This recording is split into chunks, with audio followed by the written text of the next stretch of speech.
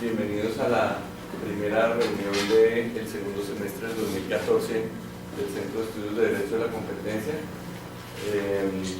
Nosotros estamos tratando de hacer una reunión por mes y logramos hacer unas 8 reuniones en el año. El Centro de Estudios de Derecho de la Competencia está muy complacido este año con varios eventos importantes. Nosotros al comienzo en el semestre anterior pues tuvimos el lanzamiento de nuestro libro que escribimos con Juan David Gutiérrez y con Natalia Barrera sobre concentraciones empresariales. Hicimos varias sesiones,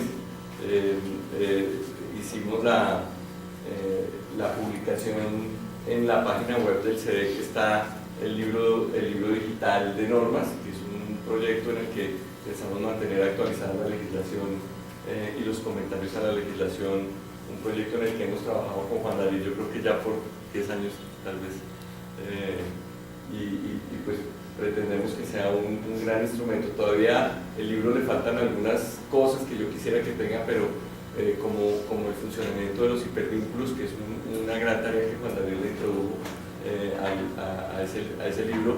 En su versión escrita del libro, en su versión física, el libro tiene un CD donde están los hipervínculos y se puede navegar a través del libro. Eso queremos que ya esté disponible online, próximamente lo podrán ver. El libro se puede hacer desde la página principal del CEDEC, que en la parte de arriba hay un link en el que se puede abrir el libro. También estamos trabajando en unas sesiones que vienen próximamente. El Centro de Estudios de Derecho de la Competencia junto con el Centro de Estudios de Servicios Públicos Domiciliarios, pues vamos a participar en un evento que va a haber ahora en agosto, ahora lo debemos publicar próximamente, sobre pues, los 20 años de la ley 142 de 1994, un evento pues, liderado por el doctor Hugo Palacios Mejía, y pues va a haber un expositor internacional y pues esperamos que sea un gran evento también. Tenemos también en el segundo semestre el lanzamiento de la Cátedra Asia-Pacífico, que es un evento en el cual está involucrado el Departamento de Derecho Económico y pues que tiene aspectos de libre competencia muy importantes. El CEDEC ha abierto su convocatoria para los artículos correspondientes a la revista número 14 del CEDEC y queremos invitarlos pues a que entre ahora y pues más o menos septiembre, octubre nos entreguen sus aportes para poder hacer la publicación. Hemos estado pues trabajando con Carlos Andrés en algunos proyectos en Ecuador, tenemos un proyecto para Guatemala y pues de esta manera trabajando en los aspectos pues digamos de la región en materia de libre competencia, que nos parece súper interesante estar involucrados. Y en el día de hoy pues tenemos la gran ocasión de una nueva visita de Carlos Pablo Márquez. Carlos Pablo Márquez pues no necesita ninguna presentación, él es abogado javeriano, tiene una maestría en economía de la Universidad Javeriana, un LLM de Harvard, un PhD de Oxford, es un experto en derecho a la competencia pues, de las mayores calidades, una persona muy reconocida en el ámbito internacional, todo el mundo lo recuerda cuando uno va a la ICM, pregunta por Carlos Pablo, de dónde está. Como ustedes saben, pues el director ejecutivo de la CBC hoy en día y fue pues superintendente delegado de promoción de la competencia en la época del superintendente de la calle. Entonces pues Carlos Pablo viene hoy a hablarnos del tema de la libre competencia en el sector de las telecomunicaciones, haciendo énfasis de manera específica en el tema de la publicidad digital. Como ustedes saben, el formato del CEDEC es un formato en el cual pues, nosotros le permitimos al invitado que nos haga una exposición y pues yo diría que faltando unos 20 minutos para las 9 o a las 8:30, dependiendo de la extensión, pues abrir un poco el debate, la posibilidad de que aquí haya preguntas, interacción. Bienvenidos los estudiantes de la especialización en Derecho a la Competencia y Globalización de la Universidad Javeriana, bienvenido el coordinador de la profundización en Derecho a la Competencia de la Universidad Externado, que nos acompaña, y bienvenidos todos pues, los miembros del CEDEC que nos están acompañando. También quiero darle un saludo muy especial a Víctor Ayalde, que creo que está en Nueva York, ¿no? Sí. Y nos está acompañando aquí a través del Skype. Qué bueno, Víctor, que te hayas unido a nosotros. Entonces, el doctor Carlos Pablo tiene el piso del CEDEC para hacer su presentación y muchas gracias. Gracias, doctor Miranda. Yo creo que nunca había venido al CEDEC, no estoy seguro. Creo que no. Pues siempre he asistido, no, creo que siempre me llegaba, pero digamos, cuando el doctor Miranda me invitó, me dijo, pues cualquier tema que usted quiera hablar, pensé en hablar temas de mi tesis doctoral, pero me pareció realmente aburrido volver a hablar de eso, eso ya pasó de moda, y nunca alcancé a escribir los 100.000 palabras adicionales para publicar el libro que me exigió Oxford University, pero bueno, eso luego vendrá. Pero dentro de los temas que hoy trabajo, y como dice la presentación, los user disclaimers apply,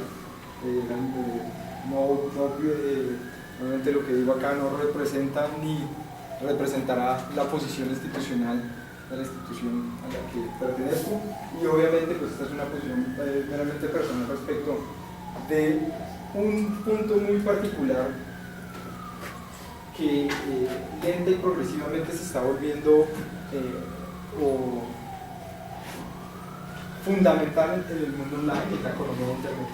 Y lo que quiero con esta presentación muy brevemente es, primero, tratar de que todos nos alineemos en qué entendemos por la economía de internet, cómo funciona la economía de internet, que entendamos muy rápidamente cuál es la cadena de valor de la economía de internet, para luego empezar a hacer unos juicios sobre qué tiene que hacer o cuál es el rol, y estos ya son juicios muy de política, de la política de competencia en el mundo online.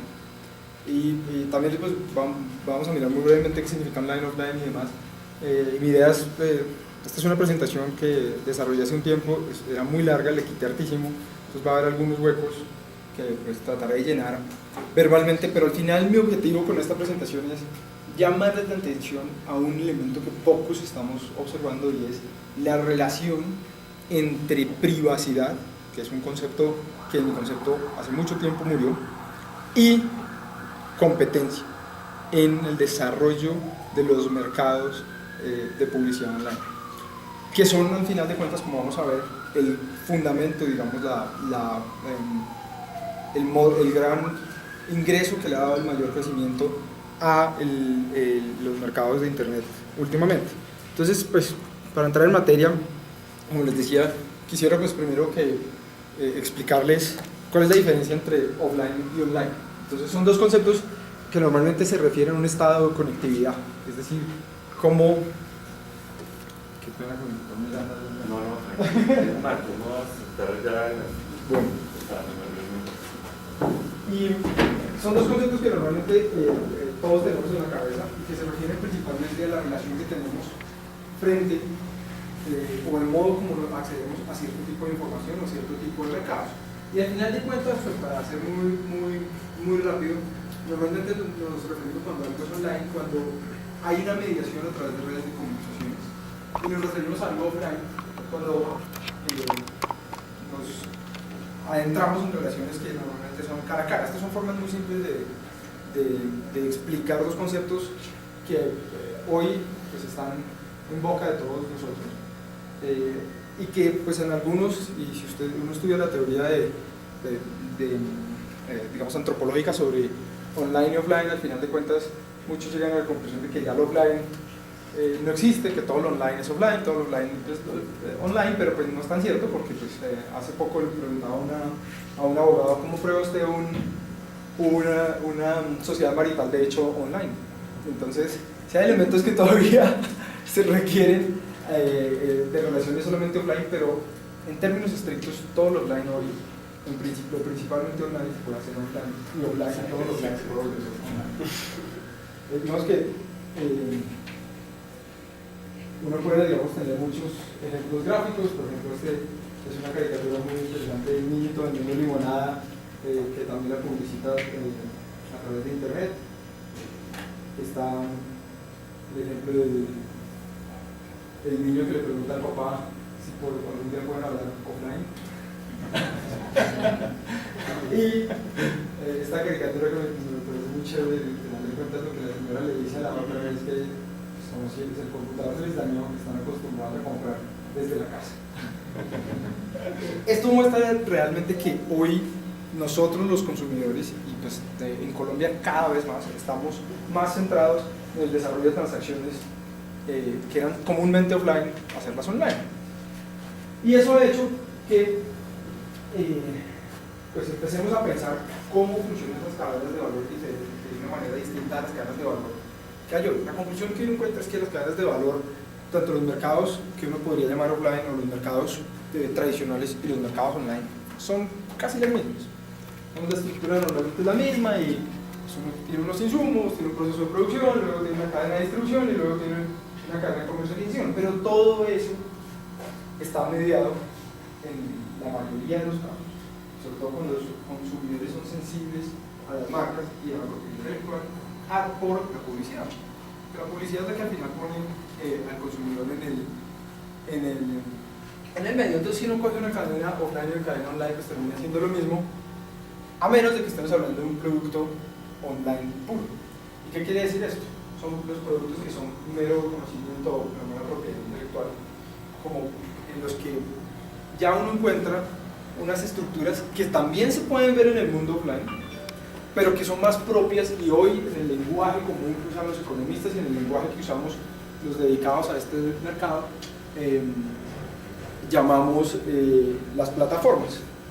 Una plataforma, al final de cuentas, es un mecanismo normalmente computarizado en el mundo offline que permite integrar dos lados de un mercado con el fin de hacer que dos redes, una que se genera acá y otra que se genera acá, tengan la posibilidad de encontrarse y ganar mayor valor, en tanto que la primera red es más importante, necesita de la segunda y la segunda necesita de la primera.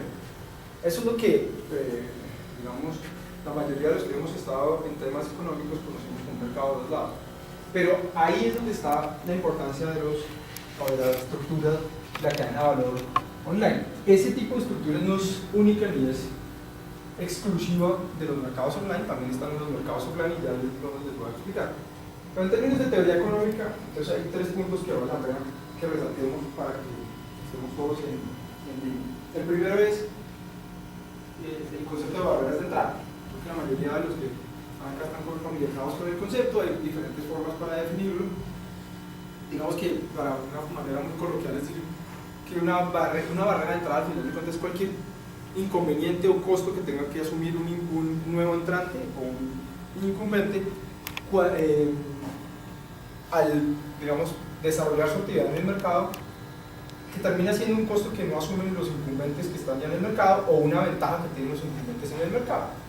Y en teoría económica nos puede hablar de diferentes tipos de barreras de entrada, pero digamos que para la distinción más sencilla es barreras de entrada endógenas y exógenas, siendo las exógenas aquellas pues, que son, digamos, externas al mercado y son propias del proceso de entrada, y las endógenas son aquellas pues, que surgen y se producen en el desarrollo de la competencia del mercado, siendo una de ellas, pues, como un ejemplo importante, la publicidad.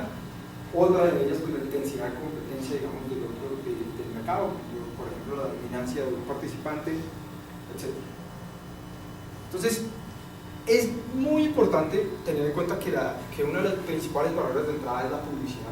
Esto en tanto que endógenamente hay mercados en los que ninguna gente puede desarrollar su actividad si no tiene, digamos, una buena estrategia de publicidad, y pues, luego muy brevemente hablaremos de qué se entiende por publicidad y al final cuál es el objetivo. El segundo elemento económico es la teoría de las plataformas, o la teoría de los mercados de dos lados. La teoría de los mercados de dos lados, digamos que no, es relativamente reciente en materia de economía, o cuando no es reciente en términos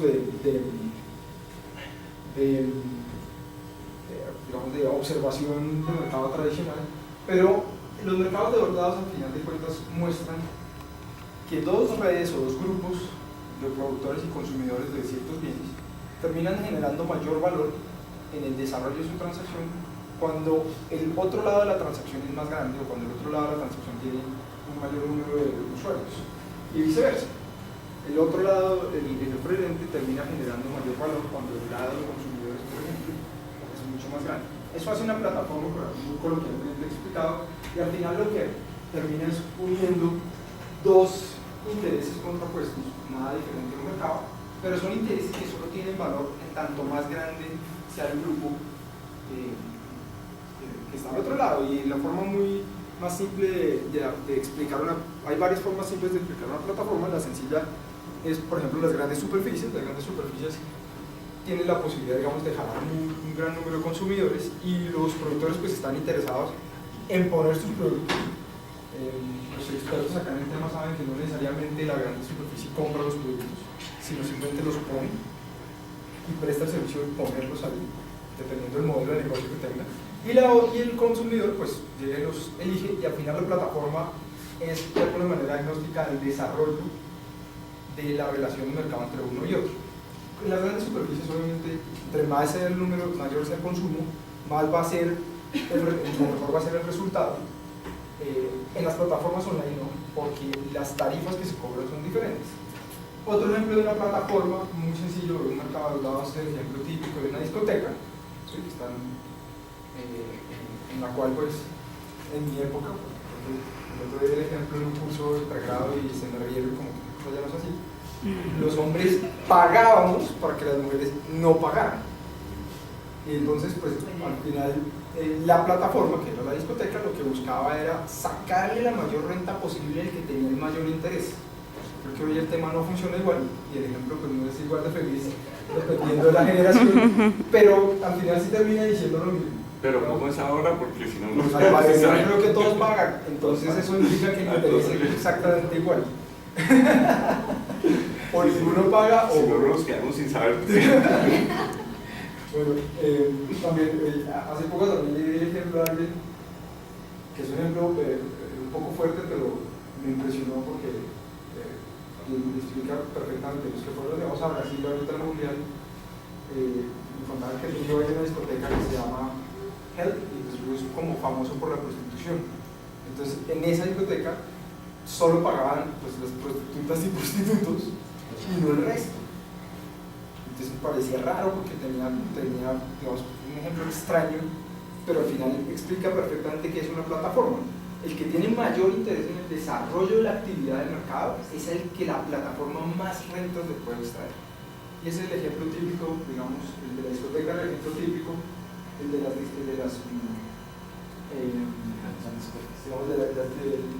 grandes superficies es otro buen ejemplo, pero los mercados online, como ya ahorita les vamos a explicar, pues son quizá la forma más sencilla en la cual uno encuentra una plataforma. Piensen, la mayoría de ustedes, estoy seguro, tienen un smartphone. La mayoría de ustedes, si no todos, tienen acceso a una tienda online de aplicaciones, así no paguen por las aplicaciones. Pero al final de cuentas, lo que hace exitosa esa tienda de aplicaciones es el número de usuarios que tiene acceso a la tienda de aplicaciones. Por lo tanto, hay un cierto, digamos, grado de concentración que se ve bien por parte de los desarrolladores, en tanto que entre más usuarios tengan sistemas iOS con acceso a la plataforma de iTunes o el App Store, pues obviamente más desarrolladores van a estar dispuestos a pagar las tarifas que hay que pagar a la plataforma con el fin de acceder a mayor número de consumidores. Lo mismo con Play Store y con las demás plataformas. Al final son mecanismos por los cuales, y ya los vamos a explicar con más detalle, se encuentran en un espacio no físico dos tipos de intereses. Y por último, esta es la explicación pues muy sencilla. Y bueno, obviamente cuando uno estudia los mercados de los lados también encuentra que hay competencia entre plataformas, como explicaba ahorita respecto de las dos tiendas de aplicaciones. Y pues también está el tema de economía del comportamiento, que es mi obsesión de los últimos 5 o 6 años. La economía del comportamiento al final termina mostrándonos que el modelo económico tradicional en el cual un usuario o un consumidor se veía como un consumidor racional, pues no lo es tanto, es un consumidor que maximiza no racionalmente, no estoy diciendo irracionalmente, sino que su desarrollo de sus decisiones no son o no parten, digamos, de los 3 principios de la racionalidad económica, y que a diferencia de lo que muchos consideraban, el modelo de comportamiento del usuario es más cercano o es más predecible cuando se usan modelos de economía del consumidor, perdón, de psicología del consumidor, a cuando se utilizan modelos típicos en los que se modela un único consumidor. Esto porque la economía del consumidor o la economía del comportamiento del consumidor ha tratado de demostrar, o ha demostrado, que con todo y eso el consumidor es predeciblemente irracional. No solamente uno puede predecir el comportamiento de un usuario en tanto racional, sino también es predecible en tanto irracional. Pero el modelo es distinto en tanto que la forma de acercarse o la metodología de entender al consumidor es a través de datos. Yo solo entiendo, digamos, el comportamiento del consumidor observando su comportamiento y no planteando un modelo de cómo se comportaría basado en incentivos. Pero los estrictos, digamos que esta es una caricatura que uno dice, esto era lo que decía la teoría económica. Este es Sheldon Cooper, para los que ven Big Bang Theory, que dice, solo asumamos que todo lo que nosotros, o todo lo que tú sabes es hasta el momento errado. Y en realidad lo que hace la economía del consumidor y la psicología del consumidor es mostrarnos que desafortunadamente el consumidor es más, esta es una imagen que usan normalmente todos los que se usan este tema, son más parecidos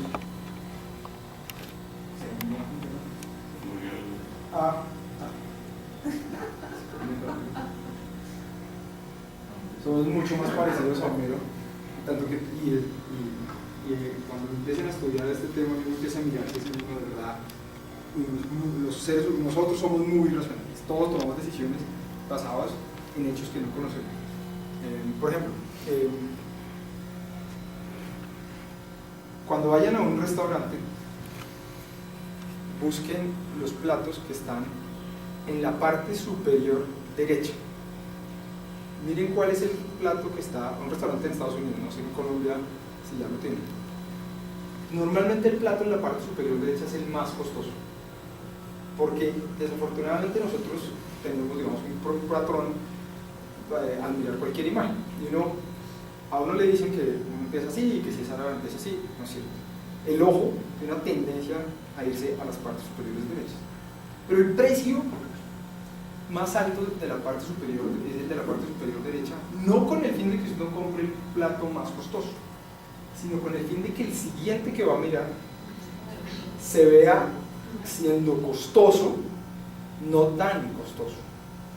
Y para aquellos consumidores que deciden sí al precio, que somos la mayoría, esa diferencia nos hace creer o considerar que en realidad estamos en un buen negocio. Los platos menos costosos están normalmente en la parte inferior izquierda, pero son también platos muy rentables porque son menos costosos con relación al de la parte superior derecha.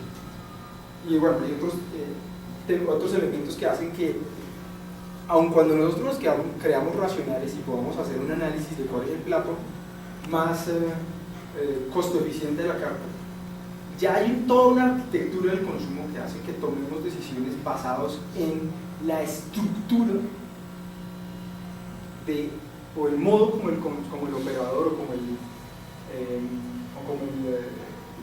restaurante o el supermercado o lo que sea nos presenta las cosas, y no basadas en supuestamente los juicios racionales que hacemos.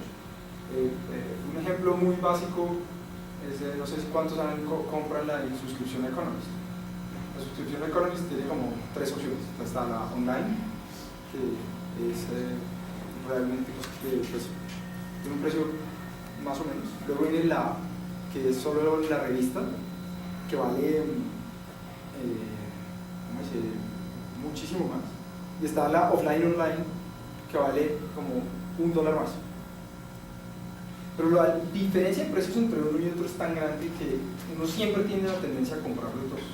Para Economist, o sea, el precio de la online por $1 es marginalmente muchísimo más que la de la online y que la de la empresa. Y con el ánimo, digamos, de mantener sus prensas vivas, pues obviamente hacen promociones que llevan al usuario siempre a hacer decisiones de consumo basadas en unos descuentos que no existen.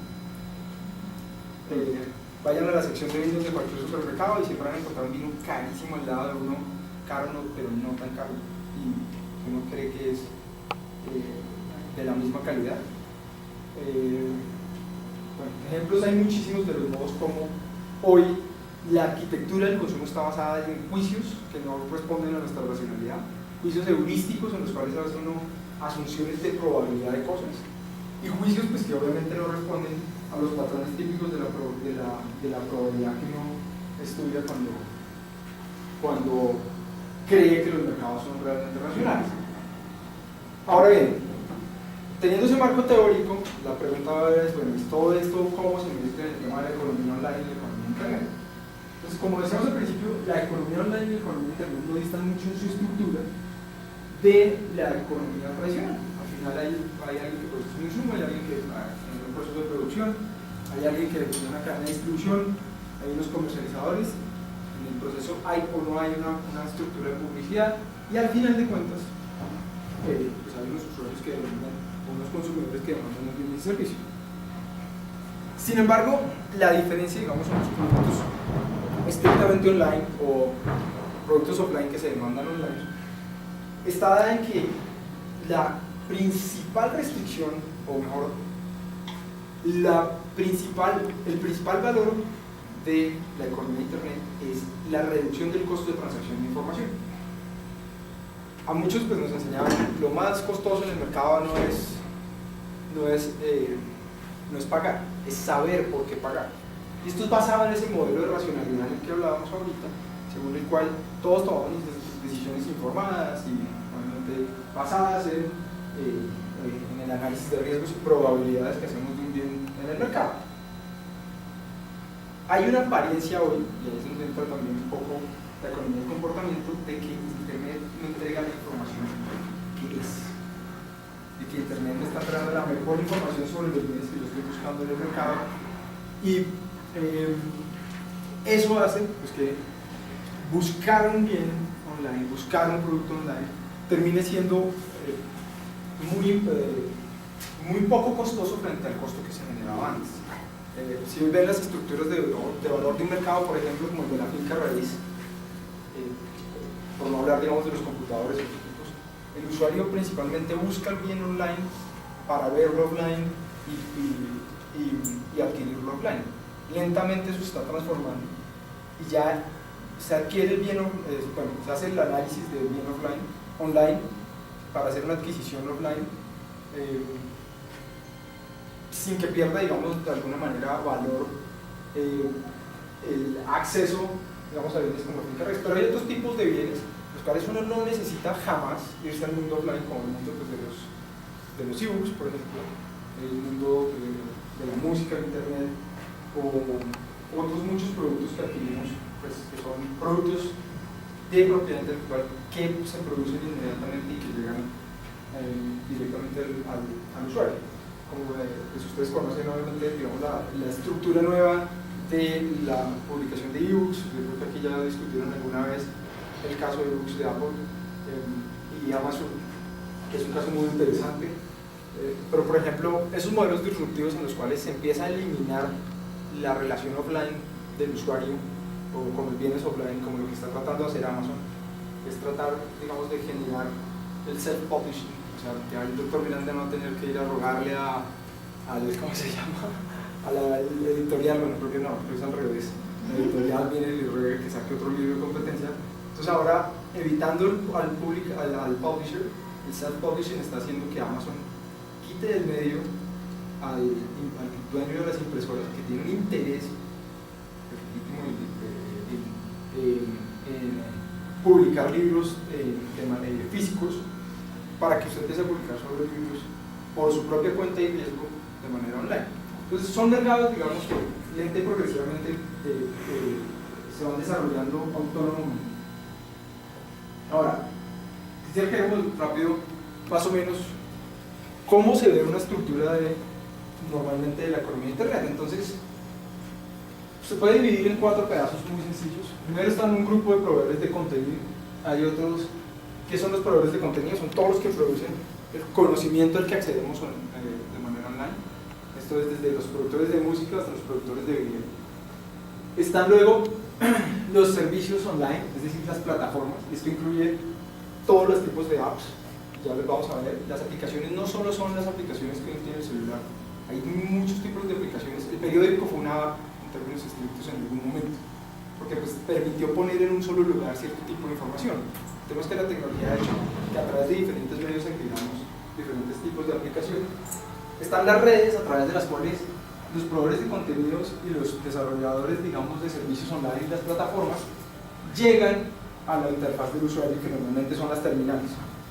Y está por último, obviamente, el usuario. Pero me quedo acá solamente para que veamos cómo funciona la plataforma. Y esta es una gráfica que se hizo en el año 2010, si no estoy mal, de más o menos cómo es la economía online. Está ya obviamente súper desactualizada, pero es una muy buena forma de entender cómo está la estructura de los mercados online. Primero pues, están los dueños de los, ni siquiera llamados productores de contenidos, sino los dueños de los derechos de contenidos, porque pues, como conocen ustedes, el derecho de autor entrega los tipos de derechos, pero al final hay dos tipos de productores de contenido: los productores de medios en general y lo que se suele llamar el user generated content, o los contenidos generados por el usuario. Internet, digamos, tiene una gran cantidad de contenidos generados por el usuario. Entonces, si uno piensa desde el punto de vista de competencia, Internet, ¿qué ha hecho? Que la producción de contenidos se vuelve un mercado tan competitivo que para acceder a cualquier tipo de contenido, las opciones del usuario ya no son una o dos, sino son billones. A menos de que el contenido, digamos, tenga una particularidad adicional que hace que se genere un mercado por contenidos o derechos de contenido. Pues normalmente el contenido es video, audio, libros, juegos, contenido adultos, contenido editorial, y eso incluye pues, empresas como desde Time Warner hasta la BBC. Pero para que se hagan una idea, al día se suben a YouTube tantos videos, o mejor dicho, tanto tiempo al aire como el que ha generado la BBC en toda su historia. Entonces, lo que hay, hoy la demanda de video es realmente impresionante, y eso hace, y la producción de video es realmente impresionante. Imagínense en el mundo, pues, en texto, video, en otro tipo de mercado.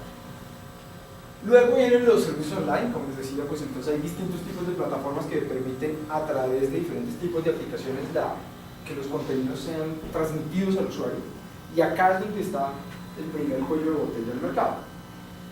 Para que la plataforma sea exitosa, pues tiene que haber menos plataformas que productores de contenido, y las plataformas terminan siendo mecanismos por los cuales el usuario accede a información.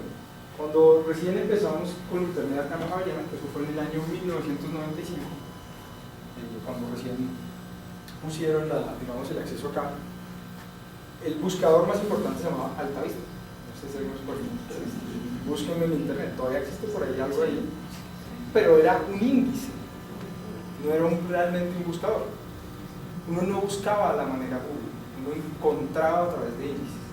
Y lo que hizo, digamos, importante Yahoo como buscador fue su Yahoo Index. Incluso hoy uno busca Yahoo Index y es realmente útil, pero pues es un contenido editorial en que Yahoo determina cuál es la importancia de una u otra página, pues con fundamento en un índice de lo que uno va cliqueando adicionalmente. Digamos, los que ya están más familiarizados con los mercados online, en los cuales se vincula lo offline y lo online, por ejemplo está Craigslist.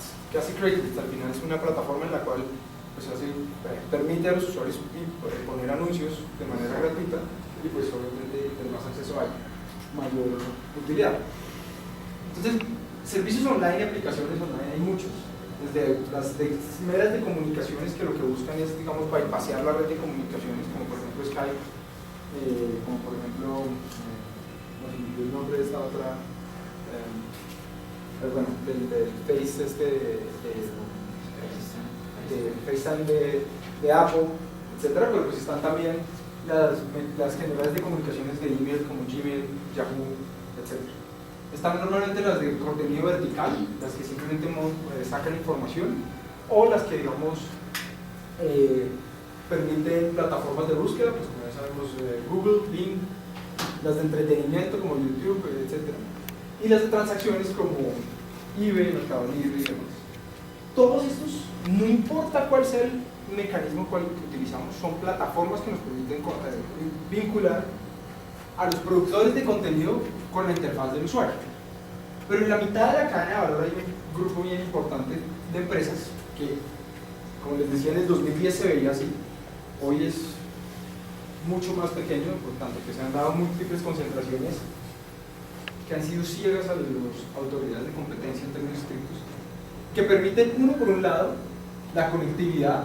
¿Qué quiere decir la conectividad? Al final estamos hablando de las redes de comunicaciones, las cuales, digamos, se definen en tres tipos. Hay redes de núcleo, que son, digamos, el core de las redes, que son, digamos, las redes gruesas que llevan o transmiten datos de un lado a otro. En realidad son muy pocas redes y eso es lo que genera la conectividad internacional. Por ejemplo, Colombia hoy tiene más o menos 9 cables internacionales, pues, de los cuales son dueños distintos tipos de empresas de telecomunicaciones que nos permiten tener conectividad internacional.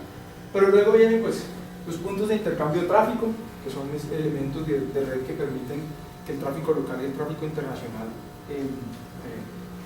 pues, transite de manera adecuada. Y están las redes de comunicaciones que hoy conocemos, que en Colombia, pues ustedes saben, a la fecha son 3, serán 4 pronto, o 6, entre 4 y 7 pronto.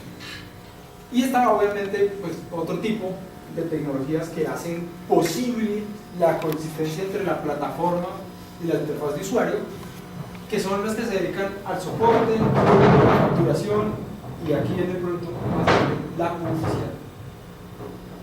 La publicidad se hace importante en tanto que hay tanta dispersión en los contenidos, tanta dispersión en los mercados, que si no existe publicidad, muy posiblemente no va a haber una conexión fácil entre la búsqueda de información que hace el usuario a través de sus diferentes terminales y aplicaciones y los proveedores de contenido.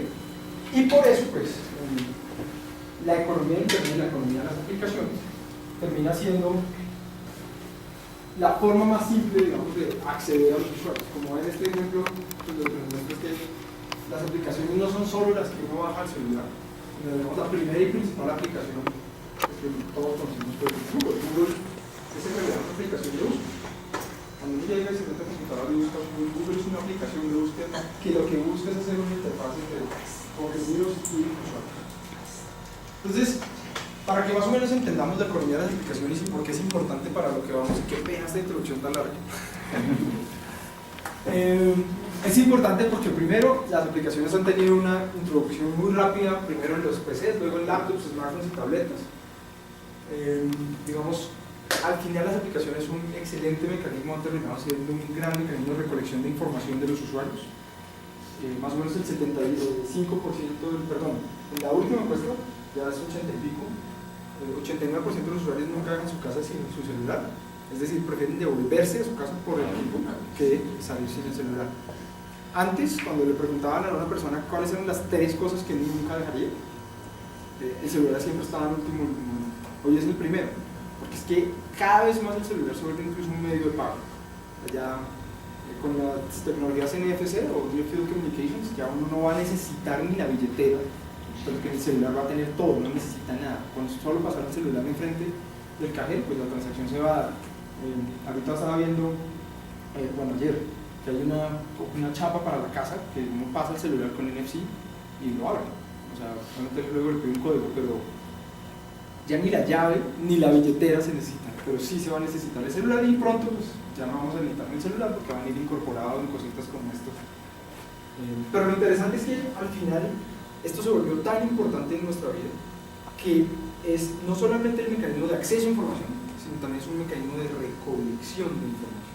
Y para ahí es donde vamos en esta presentación. Para que tengan una idea, miren, esta es más o menos la vida de las apps en un sistema operativo. A 2013 ya hay 3.5 millones de aplicaciones en las diferentes plataformas, o sea, hay aplicaciones duplicadas, pero 3.5 millones de opciones son muchas opciones. O sea, hoy lo que hay es opciones en aplicaciones. Desde luego Apple es el líder en aplicaciones porque fue el primero en desarrollar un sistema de aplicaciones en el año 2008.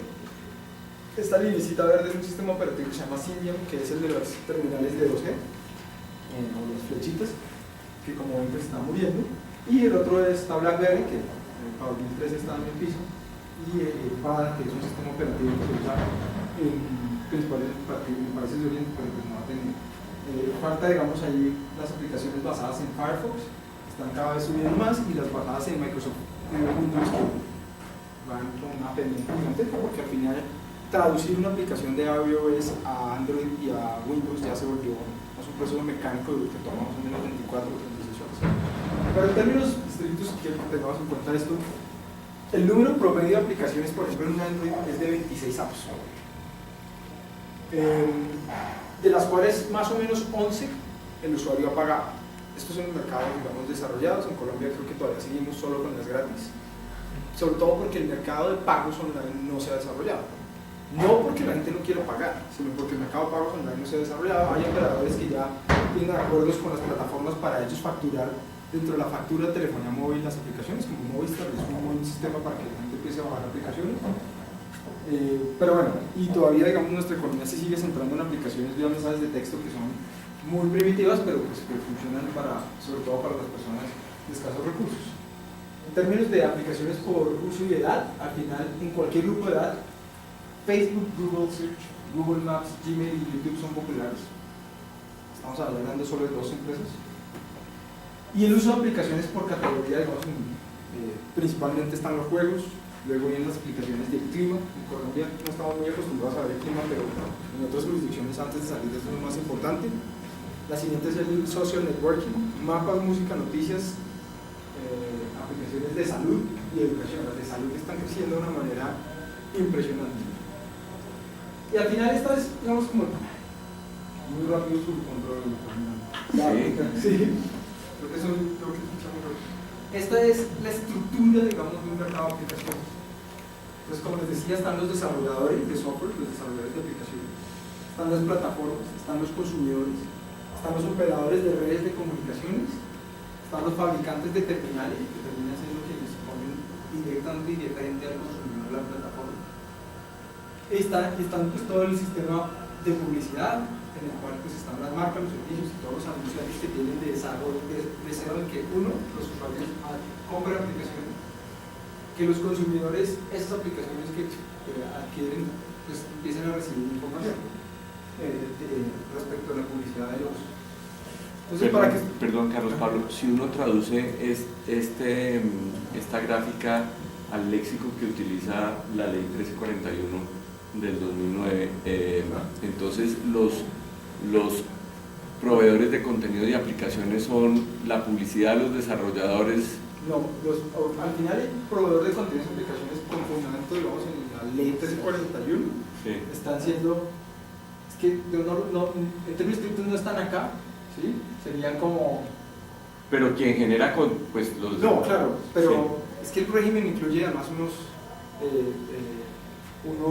integradores. Sí. ¿Sí? Hay otros que están de por medio, entonces uno podría hacer como un intermedio aquí, alguien aquí, el operador, obviamente por si que son proveedores de redes y servicios, pero esos van a ser en general dueños de la plataforma o no necesariamente. Son los dueños de la plataforma. Son los dueños en el régimen colombiano, porque en el régimen colombiano nuestras plataformas están basadas en mensajes de texto y pues como ustedes conocen hay un monopolio en la terminación. Cuando no existe, y este es el dolor que le da a las operadoras, cuando no existe el monopolio en la terminación, sino que esto se vuelve una red a través de las redes de datos, ellos se vuelven un tubo. Y al volverse un tubo, pues pierden el control del contenido y de la aplicación y por lo tanto pues dejan de tener valor en el contenido de la aplicación. Hoy el régimen de contenidos y aplicaciones digamos, reconoce que existe digamos, unas prácticas que pueden ser restrictivas en el sentido de que el operador también puede volverse como proveedor de contenidos y aplicaciones y en ese sentido pues, y el integrador, y en ese sentido puede empezar a extraerle rentas a sus propios clientes a través de pues, lo que solemos llamar un estrangulamiento de márgenes, por ejemplo. Pero sin la existencia del monopolio de la terminación, el dueño de la plataforma termina siendo el dueño del sistema operativo. Los invito a los que tienen Android a que hagan lo que yo hice. Ya no tengo teléfono Android, no porque me guste Android, sino porque se me ocurrió hacer el experimento, apagué Google Play. ¿Qué se apaga? Lo desactivé. Todo el equipo funciona en torno a Google Play. Me dejó realmente impresionado. Pero nunca me lo imaginé. O sea, si es una plataforma, al final, pues que tenga esta tienda o otra, y vaya a otra tienda. Yo bajé otra tienda que se llama Aptoide, que se las recomiendo, y todo tipo de aplicaciones, las que nunca encontrarán en ningún lado, para todo tipo de cosas. Las que no son, pues digamos, controladas. Apagué Google Play y no funcionó nunca nada. ¿Por qué? Porque tengo Gmail, porque tengo Google Maps, tengo Waze. ¿Sí? Y yo sigo hablando, increíble, hasta Facebook no funcionaba bien con Google Play, sin Google Play. Porque la plataforma de la red de datos, más en el usuario, más que ser el mecanismo o la tienda, es un gran recolector de información del usuario. Porque ese es el valor de la plataforma y ya lo vamos a ver. Pero eso de que no funciona bien lo demás, pues se parece muchísimo al caso pues, que hubo inicialmente de Microsoft, donde no le funcionaba en el sistema operacional el Netscape. Bueno, ya estamos llegando a lo que quería decir. ¿Se parece o no? Claro, pues desde luego, porque no es que no funcionen otras plataformas, las otras plataformas funcionan bien. Lo que pasa es que los permisos que pide la aplicación incluyen el control de otras aplicaciones. Ya voy a llegar como los detalles para que entendamos un poco. Espero que nadie salga paranoico acá.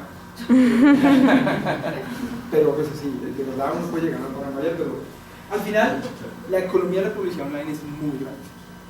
O sea, solo el año pasado la publicidad online en Estados Unidos representa un mercado de 42 billones de dólares. Eso es un noveno del PIB colombiano. Solo en publicidad online. Suena pequeño, pero digamos que creció el año pasado una cosa así como el 29%. Para que se hagan una idea, Google hoy en Brasil recibe más ingresos por publicidad que toda la red de Globo. El Globo es un monstruo, pero Google Brasil hoy factura más publicidad que Globo. En Colombia, digamos, no sé si ustedes han visto que ha habido últimamente muchos conflictos entre operadores de comunicaciones y proveedores de contenido a través de redes de televisión abierta, radio difundida. Estaba hablando muy técnico porque no se sepa. Para que no sepamos que es el caso de los canales. Para que la sepa que es el caso de los canales. Eso es, no hay otra razón, es porque las fuentes de ingreso de los canales están cambiando. Y el modelo de negocio es otro. Y si el canal no empieza a cambiar de modelo de negocio y volverse un proveedor de contenido exclusivo, pues muy seguramente el modelo de la publicidad online lo va a acabar. Porque la publicidad online, a diferencia, como no vamos a ver ahora, de la publicidad tradicional, la audiencia no es la audiencia. ¿Sí? No vamos a saltar de una vez esto. Esta es, digamos, la economía, cómo funciona la economía de la publicidad online. Hay una gran cantidad de personas incluidas. La audiencia en la publicidad online, la diferencia de la audiencia en la publicidad no tradicional, es que la audiencia soy yo. En la otra, ¿cómo era la audiencia? Entonces, el doctor Mata lo ven las personas de tal edad, tal edad, tal edad, de tal edad, y entonces usted metía su publicidad, independientemente de muchas consideraciones que son importantes para saber si en efecto yo necesito esa publicidad o si va a generar un uso importante en el mercado. Al final, hoy la publicidad online busca o tiene, digamos, múltiples compañías. Estas líneas cada vez se diluyen más, entre más información hay. Pero empiezan por el anunciante. Están obviamente las centrales de medios, también funcionan en el mercado online, cada vez más diluidas, por ejemplo Google pues las tiene internalizadas. Y terminan obviamente en la terminal, en la aplicación, en el usuario final. Y este es más o menos el ecosistema, como llaman las personas de tecnologías de la información, a todas las empresas que participaban en el año 2010 del mercado de publicidad online. Como ven, esto es una cosa gigantesca. Lentamente. ¿Pero quiénes están ahí o qué?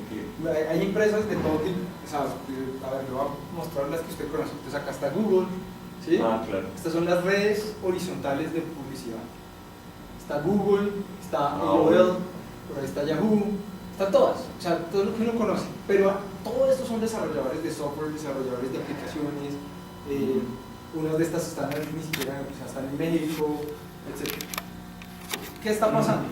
Que este mercado cada vez, pero acá están las que ustedes conocen, digamos, de las agencias, que estas no cambian casi, son Havas y demás, están, bueno, AT&T Interactive, etc. Pero lentamente, esto es 2010, esto es 2012, como ven, digamos, cada vez uno empieza a ver el ecosistema mucho más pobre y digamos que esto dicen que es 2020 porque lenta y progresivamente las empresas están empezando a aprender que lo que vale es la información. ¿Y qué es lo que vale? Es porque la audiencia, ¿sí?, en un modelo publicitario exitoso, es aquella que permite, o la publicidad exitosa es aquella que permite llegar al usuario particular. Para que ustedes vean más o menos cómo funciona el mercado de publicidad online, estos son los ingresos, digamos, de las 4 más importantes: Google, Facebook, Twitter y Pandora. Y pues como ven, cada una está duplicando, triplicando, cuadruplicando su ingreso año a año. Porque al final cada vez se vuelven más inteligentes en hacer esto. Y es que ellos, su producto es vender el acceso al usuario. No a la audiencia, no a la masa, no a todos los colombianos, no a todos los colombianos que tienen televisión, que tienen radio, sino el acceso a un único usuario. Y eso solamente se logra a través, digamos, de información, pues, personal. Digamos, dónde vive uno, dónde trabaja. ¿No han visto que Facebook todo el tiempo le pregunta: ¿tú has trabajado en tal lugar? ¿Tienes amigos en tal lugar? Bueno, en fin, trata de preguntarle a uno mucho, porque entre más sepa del usuario, mejor va a terminar siendo su algoritmo de publicidad. Y acá detrás de todo esto hay otras empresas que se dedican, por ejemplo, a optimizar la publicidad, o a optimizar la venta de espacios de publicidad. Entonces, por ejemplo, el doctor Miranda dice: el CEDEC, la página del CEDEC está quedándose sin ingresos. Entonces busca un retailer y le dice: mire, yo tengo este espacio, le regalo estos 2 banners, se los entrego, usted deme plata, según la gente que entra dentro de la página del CEDEC. ¿Qué hace el tercero? Por ejemplo, hay una empresa que se llama Turn. Entonces Turn lo que hace es que coge la página del CEDEC y empieza a través del CEDEC. No sé, ¿alguno de ustedes usa Firefox? Sí. Entonces abran Firefox le permite a uno ver quién te está viendo. ¿Qué quiere decir quién te está viendo? Cuando uno cree que entra a Google y solo Google lo está viendo. No es cierto, porque uno acepta cookies. Los cookies permiten que terceros accedan a la información de búsqueda que uno hace en internet, y eso pues permite perfilar. El otro día lo borré por una discusión que tuve con el ministro Molano para determinar si era cierto, pues, que cuánta gente lo alcanzaba a ver a uno. Al final de la tarde, o sea, empecé con 2, 3, al final de la tarde tenía 97 distintos websites viendo qué hago yo en internet. 97 al final del día, o sea, en un día de tráfico, un día de... Eso implica que, y eso es lo interesante, Firefox tiene esa ventaja que le permite uno ver quién te ve, pero ¿quién lo ve a uno? Pues son simplemente otras páginas web que quieren ver cómo es mi comportamiento. Pero ¿por qué quieren ver cómo es mi comportamiento en una aplicación tan básica como Google Search o cualquiera, YouTube, lo que sea? Porque eso permite determinar qué es lo que yo soy, o qué intereses tengo, y cómo mejorar o cómo optimizar el mercado de spots, o lo que se llaman impresiones, en páginas web y en aplicaciones. ¿Qué es una impresión? Es el espaciecito que uno ve a los lados. Colombia todavía no está desarrollado y todavía funcionamos como funcionaría la publicidad tradicional, en la cual compran el acceso a la esquinita del tiempo por un año. No, acá las transacciones se dan. Esta es una agricultura muy simple donde dice, nos piden nombre, edad, género, bueno, todo, historia médica, tranquilo que es solamente, esto es strictly private. Y este es un video que les recomiendo de permisos y privacidad frente a las redes de comunicaciones, porque no solamente las plataformas son las que entregan información de uno a terceros, sino pues también las redes de comunicaciones tienen mucha información geolocalizada de dónde estamos. Pero más allá de eso, a lo que quiero, digamos, llegar es que entre más información tenemos o tienen el mercado de nosotros, pues mejor es el mercado de publicidad. Entonces hay una relación directa entre la privacidad, o la política de privacidad, y el mercado de publicaciones. Y cuando hablo del mercado de publicaciones es que el razón a que existe este tipo, digamos, de nuevo mercado por las impresiones en cada uno de nosotros, creo que ahí, digamos, es donde quiero llegar.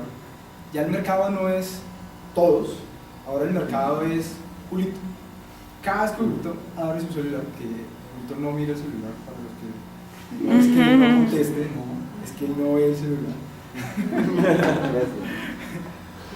Pero ya el operador sabe eso. Ya las aplicaciones saben eso. Saben, no solo todos tienen la alarma en el celular. Bueno, todos los días le decimos a qué hora nos levantamos. Sí. Tienen el snooze, que le dice uno. Sí. Bueno, eso también les dice a ellos que pues les dice mucho de nosotros. Pero ¿quién puede ver en la alarma del celular? No está haciendo ¿Usted ha visto qué permisos tiene la aplicación de alarma? Hasta el micrófono. O sea que la red sabe que yo me despierto también. La plataforma, la red, Google Play, iOS, todos saben. Todos los que nos están mirando. Pero lo grave no es que sepan. Pues sí, me levanté a las 4 de la mañana. Lo grave es qué se puede saber de uno como uno. No lo grave, perdón. En mi concepto, lo bueno. Porque que otro sepa está bien, pero también que uno sepa, ¿no? Esa es mi teoría. Por eso yo uso estas cosas. Que esto le permite a uno saber de uno muchas cosas. Entonces yo sé a qué hora me levanto, qué hora me recuesto, cuántas veces me levanté por la noche, qué tanto dormí en REM, qué tanto no dormí en REM, cuánto troté, cuánto caminé. Por ejemplo, ayer el aparato me regañó, me dijo, Pablo, ¿qué pasa con los miércoles? Se lo juro. Me sorprendió, dije, sí que me está regañando, ¿qué pasa con los miércoles? Me puse a ver, en efecto, todos los miércoles camino 3.000 pasos menos. Eso hoy lo sé porque tengo esto, pero antes lo sabía la red, lo sabía la plataforma y lo sabía toda aplicación, porque cada vez que uno camina, ¿cómo se llama? El acelerómetro le entrega información a una aplicación que se le entrega a un tercero que hace los cálculos de información. Todos tenemos, ya no sé cómo hacerlo en iOS, tengo ahorita en iPhone, pero en Android todos tenemos un número de publicidad, o sea, es un número en el cual dicen, eso lo hace usted anónimo, pero es como el número de seguro social en Estados Unidos o como una cédula. Ese es uno. Ese número que es uno es el que permite integrar toda la información de todo el número. Pues es un número con letras. Son como 27 letras. ¿Pero cuál número? ¿Y eso dónde está? ¿Alguien tiene un iPhone aquí? ¿Un Android? Android. Es que en iPhone no sé, en Android. Entonces, ábrelo. ¿Pero qué? ¿Es el código email de la página? No. Es un código suyo, es usted. ¿El app de qué? ¿De Google Play? El app de Play Store. No, el de Google, de Gmail. Y en el de Gmail busca número de publicidad. Uno puede resetearlo, pero en otro número. Es como que lo elimine si le genera otro número. ¿Le genera otro? Sí, pero ese otro número luego se asocia inmediatamente a todas las aplicaciones. Eso lo que dan ganas es de volverse uno como el una Homer y botar todos los aparatos. Pero ahí, bueno, no quiero llegar a eso. Eso es cada decisión personal. Pero al final de cuentas, sí es importante que, pues digamos, ustedes que se dedican al derecho de competencia sepan que la venta de ese espacio de publicidad, es que yo he hecho el ejercicio en otros lugares donde más, en el cual, en el mismo lugar, o sea, nos metemos dos personas al anillo y a los dos nos sale publicidad distinta. Pero ¿por qué nos sale publicidad distinta? Porque hay un mercado atrás en el cual, ¿cuánto se demora yo acabo de hacer parpadear? En ese momento, en 37 milisegundos, se vende el espacio entre los anunciantes. O sea, en 37 milisegundos hay un mercado atrás que nadie ve, que es un mercado que se compone, como les mostraba ahorita en la otra gráfica, de estos señores, ¿sí? Que son quienes se dedican a agregar toda la información privada que tenemos, pues entre comillas, toda la información que tenemos de cada uno de nosotros, y a partir de ciertos algoritmos le determinan al usuario, es decir, al advertiser, ¿sí? a la plataforma de medios, cuál es la mejor forma de llegarle a ese usuario en particular. Entonces, ¿qué se volvió el mejor activo de este negocio? La información personal. ¿Y cómo está el mercado de información personal? Pues no por nada Facebook pagó 17 billones de dólares por una aplicación que tiene 56 empleados. ¿Saben cuál es? WhatsApp. ¿Pero qué tiene WhatsApp? Información. Toda esa información. Les voy a poner un ejemplo. Facebook tiene una aplicación que le permite establecer a Facebook lo que uno se arrepiente de escribir en Facebook. ¿Ustedes alguna vez han querido comentar en algo? Entonces sale, esto yo le decía a la gente del gobierno, les decía, ¿ustedes creen que Facebook no sabe que usted de verdad es un listo? Y se reían. No, no sabe. Sí, sí sabe. Que puede determinar dónde hace clic. No solo dónde hace clic, dónde iba a comentar y se arrepintió de comentar. O sea, lo que se suele...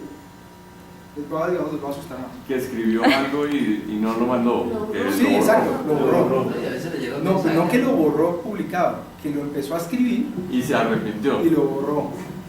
Eso Pero es lo ¿sabe que qué dijo? Claro, porque si no, ¿cómo saben usted que las palabras son las que muestran los sentimientos? Y la lexicometría cada vez hace, digamos, más fácil entender pues, cómo en cada región, en cada lugar, en cada ciudad, en cada municipio, en cada cuadra, cada uno tiene unas expresiones distintas que hacen mostrar pues, qué siente y cuáles son sus tendencias. Yo no estoy diciendo que esto sea malo, esto es muy bueno, en realidad, aun cuando muchos dicen, es el George Orwell en cadena, Orwell, no, es Orwell es una bobada, ¿sí? En realidad lo que uno quiere es que de verdad, todos los días todos hacemos lo que se suele llamar, sin darnos cuenta, o advertido o inadvertidamente, un juicio de picoeconomía. No sé si ustedes saben qué es la picoeconomía, pero son las transacciones que uno hace todo el día con uno mismo. Entonces yo hoy me levanto, digo, no, me voy a quedar 5 minutos más y me baño menos tiempo. Entonces ahí hago una transacción, menos baño, más sueño. Así también lo hacemos con privacidad. Entonces hoy tengo mayor acceso a cierta información, pero menos privacidad. El problema es que la transacción es inadvertida porque, como les dicen los americanos, no hay almuerzo gratis. Por eso pues, cada vez que uno baja una aplicación gratis, es a la que más permisos le está dando. Pero a todas les damos permisos. Entonces, por ejemplo, WhatsApp, ¿todos tienen WhatsApp? Sí. Bueno, entonces a WhatsApp todos le dieron el permiso del micrófono. Es decir, en este momento WhatsApp puede tener prendidos todos los micrófonos, escuchando lo que todos oímos. No porque le interese lo que usted diga, sino porque le interese saber usted qué habla, qué escucha. ¿Saben qué es Shazam? Sí. Todo el mundo le parecía que Shazam era lo máximo porque uno sabía qué canción estaba oyendo. Bueno, ahora piensen que Shazam en el back lo que permite saber usted qué oye. Son distintas perspectivas. No es me gusta esa canción, ¿cómo se llama? Sino es que está escuchando Alfonso Sí, Miranda. pero lo tengo que tener prendido para que lo puedan. No. Depende de los permisos de cada aplicación. ¿Prendido qué? ¿El aparato? No, prendida la aplicación. Todas las aplicaciones siempre están prendidas. No, uno las baja. Es que ese es el problema de tener Apple. Apple no le muestra, en Android sí. Entonces cojan en Android, vayan acá, pongan la cosita info de aplicaciones y ahí les salen todas. Todas están prendidas, todas están chupando batería. ¿Por qué cree que se gasta tanto? Pero por eso uno al iPhone le puede bajar las aplicaciones para que no chupen tanta batería. No es que chupe batería, es que ahí deja de hacer mandar Itinerancia. datos en Itinerancia. nosotros tiene un nombre, bueno, digamos datos por detrás, pero todo el tiempo estamos mandando información sobre nosotros, todo el tiempo. El aparato tiene ya la suficiente sensibilidad para saber si usted está caminando o va en su carro, si va en bicicleta. Por ejemplo, Google me manda un informe que a mí me encanta y me dice cuánto tiempo caminé al mes, cuánto andé en bicicleta, cuánto en carro. Por ejemplo, hace poco Google Activity Report, ¿alguno lo tiene? ¿Qué era eso? El Google Activity Report le dice a uno con qué persona yo tengo todo, o sea, todo, porque me gusta saber de mí. ¿Sí? Ya les voy a mostrar. Me dice que, esto digamos se lo conté a mi esposa y no le gustó mucho, dice, la persona con la que más tiempo se ha reunido esta semana, y decía Diego Molano Vega. Entonces yo, escucha, más tiempo que lo que yo, y la segunda era ella. Entonces, la de Diego Molano parece normal porque pues hay muchas citas conjuntas y entonces Google puede saber, pero ella ¿cómo? Pues claro, por la geolocalización de los dos equipos y porque ella tiene acceso a mi Google Maps y yo tengo acceso al Google Maps de ella en términos de localización. Hay una aplicación que desarrolló para los que entonces la gente dice no, entonces yo me salgo de las tecnologías de la información. Eso yo no necesito. Entonces, ¿por qué no las necesito? Porque no las necesito y no quiero privacidad. Entonces un matemático checo, les recomiendo mucho un libro antes para que todo esto les parezca que no es tan grave. Se llama The Naked Future. Dice naked es porque ahora todos en realidad en la vida estamos desnudos, totalmente expuestos. Pero es muy bueno porque al final muestra lo bueno de todo eso. Y en este libro entonces él muestra, digamos, que este matemático logró que un usuario en Twitter que tiene apagada un modelo matemático, para que un usuario en Twitter, entonces yo, como lo tengo yo, que tiene apagada la geolocalización, a través de este modelo matemático se puede determinar con un 50% de probabilidad, que eso es sí o no, puede estar o no estar, ¿sí? Eso es muy alto, en 18 meses dónde va a estar. Predecir. Sí, predecir en 18 meses en qué lugar va a estar, sin que él haya activado su geolocalización y solamente usando la geolocalización de 2 amigos. 2. O sea, yo solo necesito que 2 amigos míos, ellos determinan si es amigo o es conocido o es un solo seguidor, tengan la geolocalización prendida para poder determinar con 50% de probabilidad. Microsoft, a través de Outlook, logró otro que permite con un casi 95% de probabilidad saber 2 cosas. Primero, qué días uno tiene libres, a qué horas, etc., para que entre Outlook se sincronicen y, por ejemplo, uno inicie una solicitud de cita, entonces se va a iniciar una solicitud de cita con Carlos. Y entonces me dice, no, pilas, ese día Carlos, en 2 meses, probablemente con un 95% de probabilidad va a estar ocupado. Ni Carlos sabe que va a estar ocupado, pero el sistema ya tiene un modelo matemático que le permite a través de los personajes predecir. Pero bueno, entonces ya luego del susto, lo bueno, digamos, al final de cuentas es que eso también le permite a uno mucho. Digamos, para que tenga una idea, el top 36 de las aplicaciones de Android, este cálculo lo hice yo, le pide a uno 437 permisos diferentes, de todo, o sea, de verdad, le piden a uno todo, de todo. Y todos decimos sí aceptar, nadie mira los permisos. Pues porque al final hacemos una transacción, en realidad, pues ahí lo uno y lo otro. Lo interesante, digamos, es que, como les decía ahorita, en casi 37 milisegundos se termina generando un sistema de publicidad y acá atrás es donde está toda la información. Pero ¿cuál es el problema para el derecho a la competencia? Y es la pregunta que se hacían hace mucho tiempo muchos teóricos, es ¿quién es el dueño de la información? ¿Sí? Esta es otra caricatura muy buena sobre que dice sí, nosotros podemos sacar esa publicidad a las 8:04 en el pueblito de Monumental. Nosotros respondemos, sí, eso fue en febrero. En realidad, digamos, el tema ya está evolucionando tanto que la publicidad online, ¿verdad?, es automática. Y los invito a que hagan el ejercicio con alguien que tenga las mismas aplicaciones que ustedes y las abran al mismo tiempo, a ver si a los dos les llega la misma publicidad. O hagan la misma búsqueda y a ver si les llega la misma publicidad. Es como lo que sale en Minority Report, que le leen a la gente la retina y le dice, usted debe comprar, la vez pasada compró tal cosa. No, tal cual, de eso se trata, pero hay 2 maneras de verlo. Hay la manera de verlo desde la psicología del consumidor, en la cual dicen el productor va a tratar de llevarlo a la peor decisión posible, o la manera como yo lo estoy tratando de ver, y es tratar de tomar el control de la información usando aplicaciones que me dicen cuál es mi mejor decisión. Porque el control de la información, que al final de cuentas ha generado, digamos, un cambio bien importante en esto es, digamos, en la economía de la publicidad online también hay algo, este mapa se llama The Conversation, es el modo como nosotros nos relacionamos con múltiples mecanismos de información. Entonces acá, esto era en 2008, están las redes sociales, las redes nicho, las redes de localización, video, música, wiki, picture, bueno, hoy cada vez hay más cosas. Entonces, por ejemplo, lo nuevo es el Quantified Self, o el ser cuantificado. No sé cuántos usan aplicaciones para, cuando David se usaba, pues ya se fue, para medir cuánto corrieron por la mañana. ¿Sí? Eso es lo que se llama el Quantified Self, que llega hasta el nivel de calorías que uno consume en el día, hasta todo tipo de cosas. Todo esto al final son formas en las que nosotros escuchamos, aprendemos y nos adaptamos a diferentes tipos de tecnologías de información, pero toda esa información está concentrada en pocos agentes y ahí es donde está el principal problema hoy en materia de competencia en el concepto, en los mercados online, porque la información al final de cuentas se está concentrando en 3 o 4 agentes. Eso hace que si el principal activo para que un consumidor acceda a un producto o un productor a un consumidor esté concentrado en 4 agentes, y esos agentes cada vez se adquieren unos más a otros y digamos que las autoridades de competencia no lo ven porque no están viendo cuál es el activo, que es por ejemplo la compra de WhatsApp, que es una compra realmente brutal que transforma todas las posibilidades que tiene Facebook de vender publicidad online.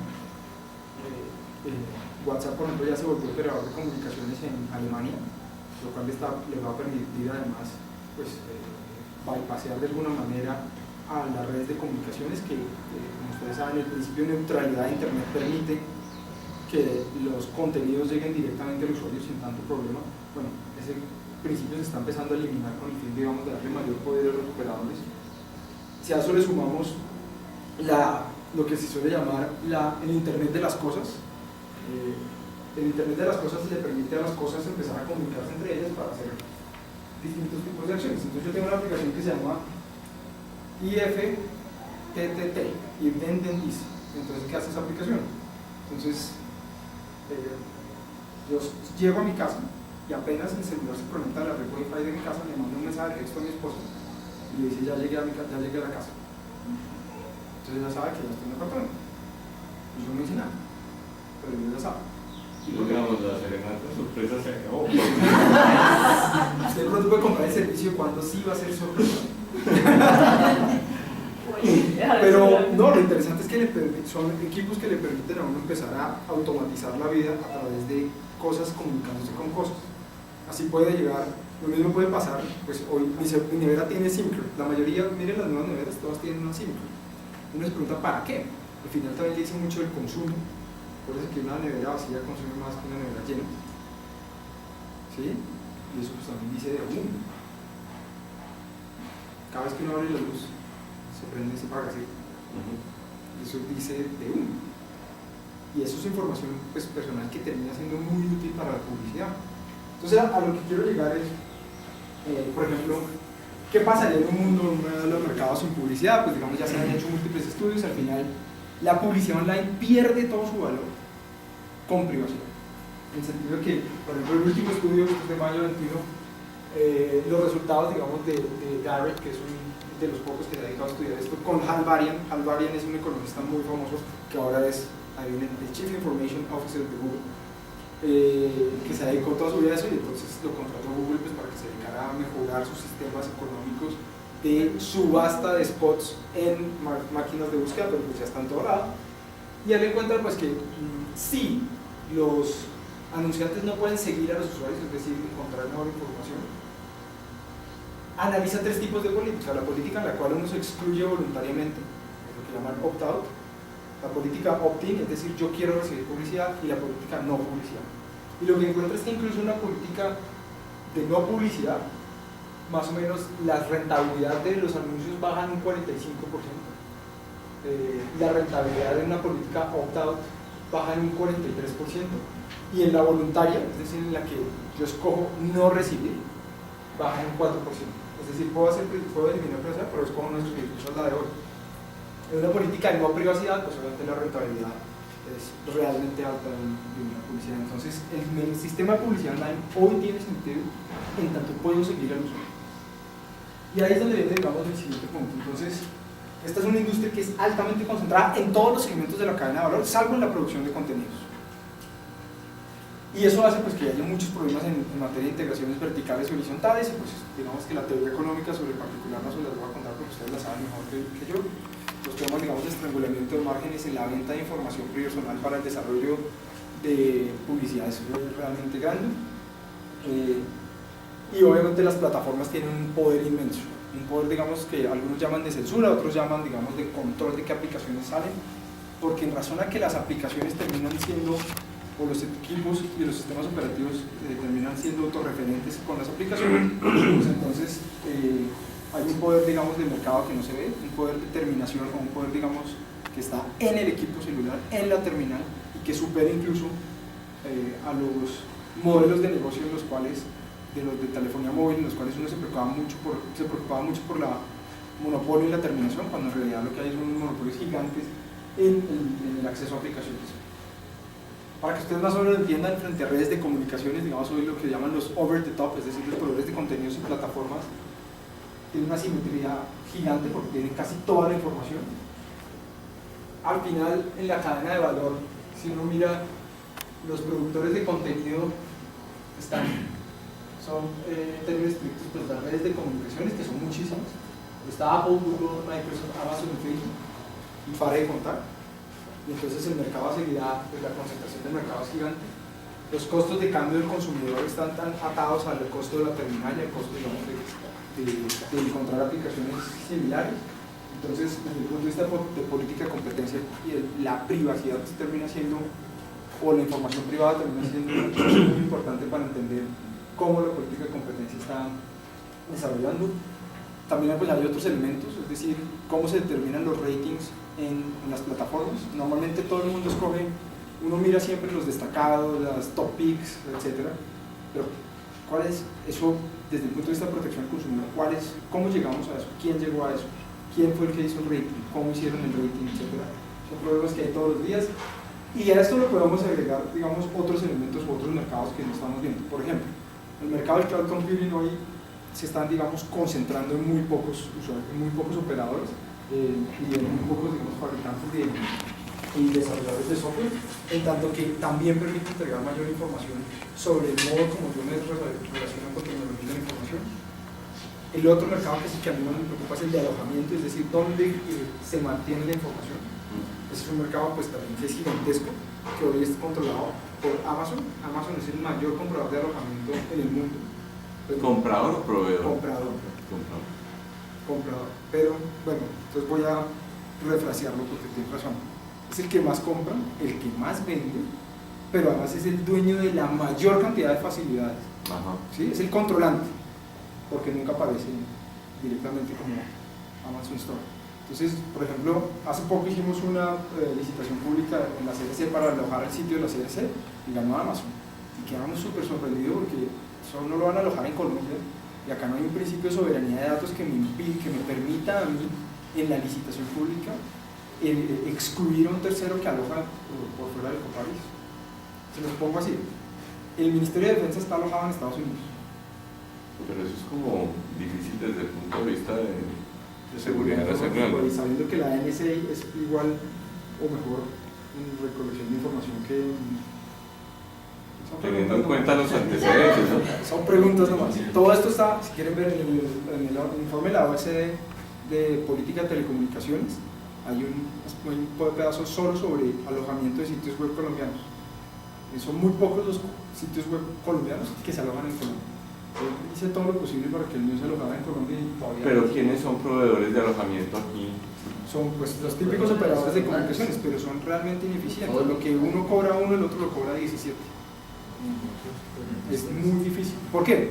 En realidad hay un tema, digamos, de política pública que digamos, estamos tratando de resolver, y es que hay pocos puntos de intercambio de tráfico local que hacen que sea menos importante tener el alojamiento en Colombia que afuera, porque al final se va por el cable. Pero el internet es más costoso para el usuario entre más rutas tome, que ahí hay unos procesos, digamos, de subasta también de por dónde va la ruta. Pues, cada vez que uno, digamos, manda un Twitter, ese Twitter sale y se va por una ruta distinta, dependiendo, digamos, del valor que le asigne una subasta que hacen también en pocos milisegundos entre los diferentes tipos de cables internacionales por los que se puede ir.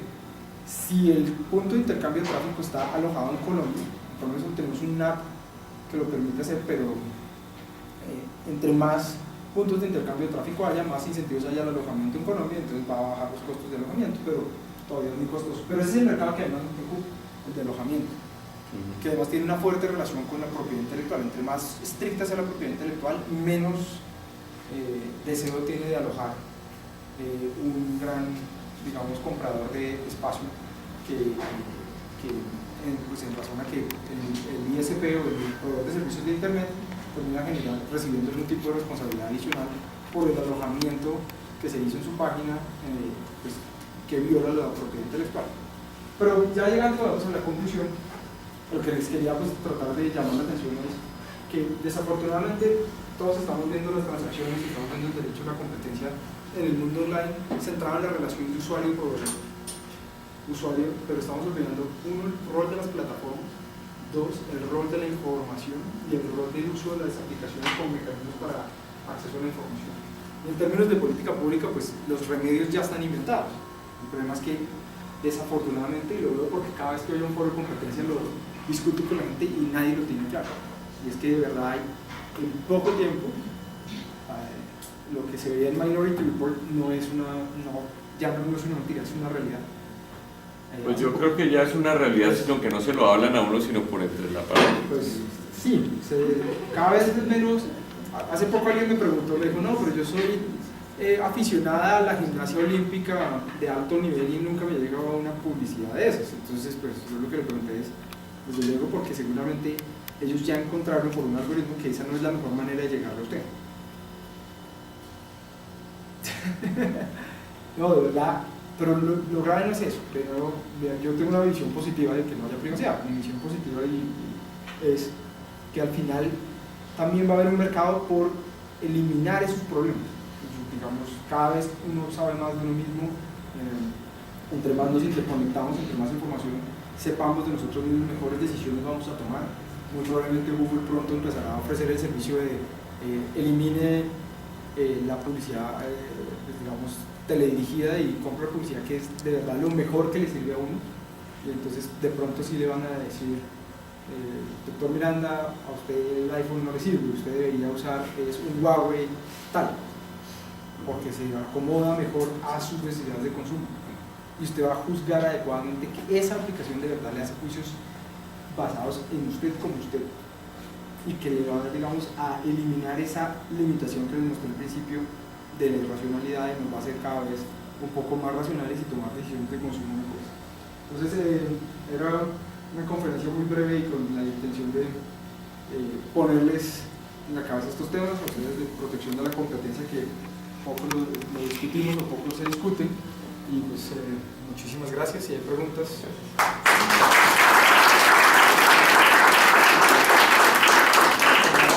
Como todo esto al final se traduce en dinero, y cómo se va a distribuir ese dinero.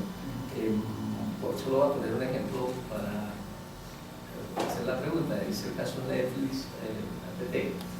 Entonces, ¿cómo cree usted que puede ser el modelo de negocio, y cómo, para no generar pérdida de dinero en el mercado? ¿Modelo de negocio quién? De todos los de la cadena de valor. No, pues Netflix, digamos, tiene un modelo de negocio que es el que a mí me gusta, y es que el verdadero negocio de Netflix pues tiene dos negocios. El primer negocio es que uno consuma contenidos de video, pero el siguiente negocio es, los contenidos de video populares no son muchos, son pocos. En realidad uno hablan 7, 8 series a las que todo el mundo ve, y pues todos tenemos una tendencia a seguir la masa. Pero Netflix está haciendo algo, y por eso hace poco es un concurso muy bueno, que le pagó $1 millón al que se desarrolló un algoritmo que hiciera que estuviera cada vez más cerca mi calificación de la película que vi. Esto con el fin de que, y ya, los que tienen Netflix hagan el ejercicio, los top picks que le sacan a uno, a pesar de que no le parezcan un real hueso, solo en la carátula, sean buenos para mí. Y yo a cada rato veo los top picks. Ahorita estoy viendo una buenísima, esas de domingo por la tarde. Creo que Netflix ya se dio cuenta que a mí las películas que me gustan son las que pasan los domingos por la tarde en la televisión. Se llama coma, y es unas personas que caen en coma, y bueno, etc. En realidad al 99% del mundo le parecería un hueso, pero no me parece un hueso. Y Netflix me las califica bien. Cada vez que uno entra en Netflix, no sé si han visto, dice quién está viendo. Sí. Entonces, El tengo perfil, el mío los perfiles. y el de mi esposa. Entonces, a veces mi esposa ve el mío, entonces a veces me saca Gossip Girl. Pero cada vez menos. Entonces ya está aprendiendo que compartimos perfil. Pero cada vez nos saca, digamos, las películas que más nos gustan a los dos. Ese es un buen negocio. Entonces el modelo de negocio de Netflix está proveer el contenido al usuario. Y viene, digamos, el problema con los operadores. Sí, Que el operador quiere tener una renta de ahí. Yo me volví un tubo, ¿sí? Pero pues yo lo que siempre digo a los operadores es que usted está cobrando por el ancho de banda. O sea, no es como que venga gratis. Pero esa pelea ya se dio, ya se discutió, Sí, y ya de una u otra manera en el mundo también es un negocio. todos los proveedores entraron en el negocio. Pues están entrando en el negocio de Sí, producción entraron de en tres, contenido. Verizon, OTT y otro que se me escapa acá, y ya de todas formas la FCC ya dijo que sí podía priorizar los contenidos. Esta discusión es buena porque uno fue el juez de circuito, tumbó el principio de neutralidad por un problema de forma, y Sherman Wheeler, que es el director de la FCC ahorita, aprovechó el momento para proponerse la cuestión sobre la neutralidad de Internet. Ustedes me preguntan a mí mi posición personal, Pablo Márquez, de qué piensa en derecho a la competencia. Creo que el principio de neutralidad de Internet hay que modularlo mejor, porque cuando es absoluto le genera mucho poder al OTT, o sea, a Google, Facebook y demás. Pero ellos ya saben eso. Entonces, para que Facebook va a empezar a ofrecer en Colombia el servicio Facebook gratuito.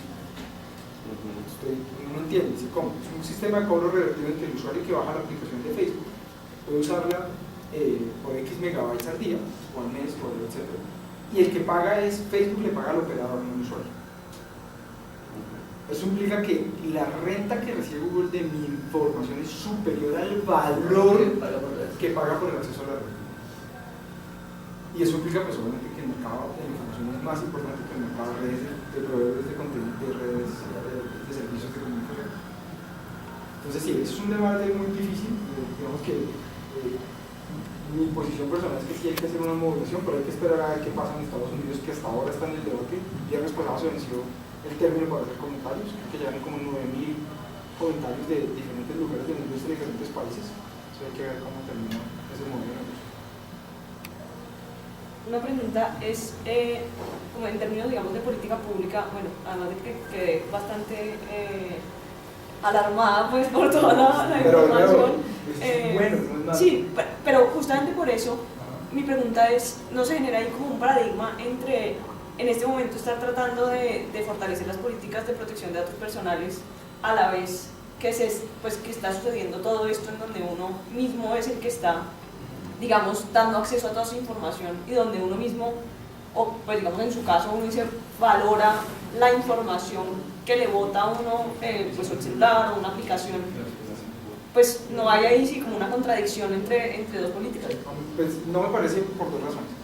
Y esto yo no sé si el doctor Minas se acuerda que cuando yo escribí un libro hace mucho tiempo, como en el 2002, una cosa así, que se llama El ojo ve, el poder mira, el fin de la privacidad. Y entonces a lo que me centré fue a buscar cómo la arquitectura, digamos, ciertas leyes han venido cambiando con el ánimo de decirnos, usted cada vez sea menos privado, que va a tener más seguridad.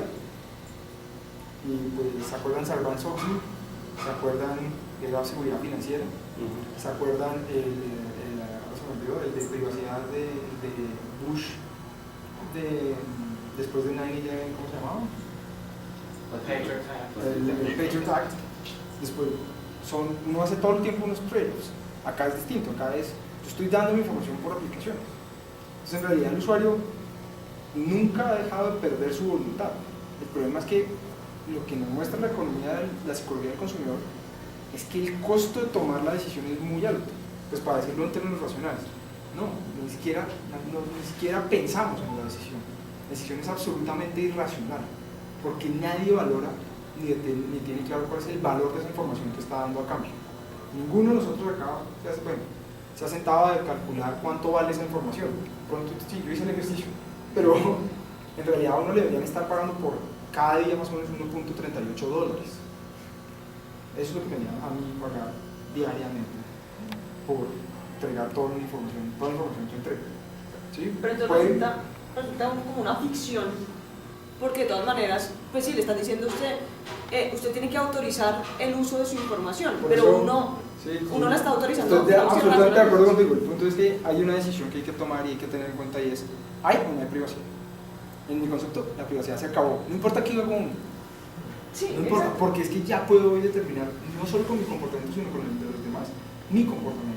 Entonces, justamente por eso es que yo digo que hay un paradigma ahí, porque yo para qué sí, o sea, para qué en este momento estoy haciendo todo digamos, o pues en Colombia, por ejemplo, que la ley de protección de datos, que no sé qué, que es mejor dicho, inminente, que usted como empresa tiene que tener políticas de privacidad y que los clientes de la autorización, cuando realmente uno en los comportamientos, digamos, más personales, menos empresariales o corporativos, ni siquiera está o sea, hay una contradicción. hay una contradicción, claro. Hay una contradicción que Eso es lo que está es, sucediendo. digamos, como de cara hacia la empresa en el papel, cuando uno va al almacén, cuando uno va al banco, tiene que firmar un montón de papeles, de consentimiento informado, no sé qué. Cuando uno en su vida personal, lo que pasa es que eso le importa 5 y uno dice, no, de Lo entregó todo, ya. Estamos totalmente de acuerdo. Creo que, digamos, si ya es necesario, digamos, más allá de los temas de competencia, empezar. Al final, ¿qué es lo que nos interesa saber? ¿Qué saben qué saben de uno? ¿Sí? ¿Para qué lo tienen? ¿Sí? ¿Y qué van a hacer con eso? Bueno, pero para el sistema de libre competencia, ¿dónde están los riesgos del sistema de libre La competencia acá? absoluta concentración del mayor activo que hay hoy, Es la información. es saber de mí. Sí. ¿Por qué? Porque el que más sabe es el que mejor vende. Entonces, por eso el landscape como Pero estamos no ahorita, quiere eso decir que esté violando la libre competencia, porque primero esa información la obtuvo legalmente, no sí, se la permitió. claro, pero bueno, digamos que en la microtransacción yo no veo problemas. Sí. ¿Sí?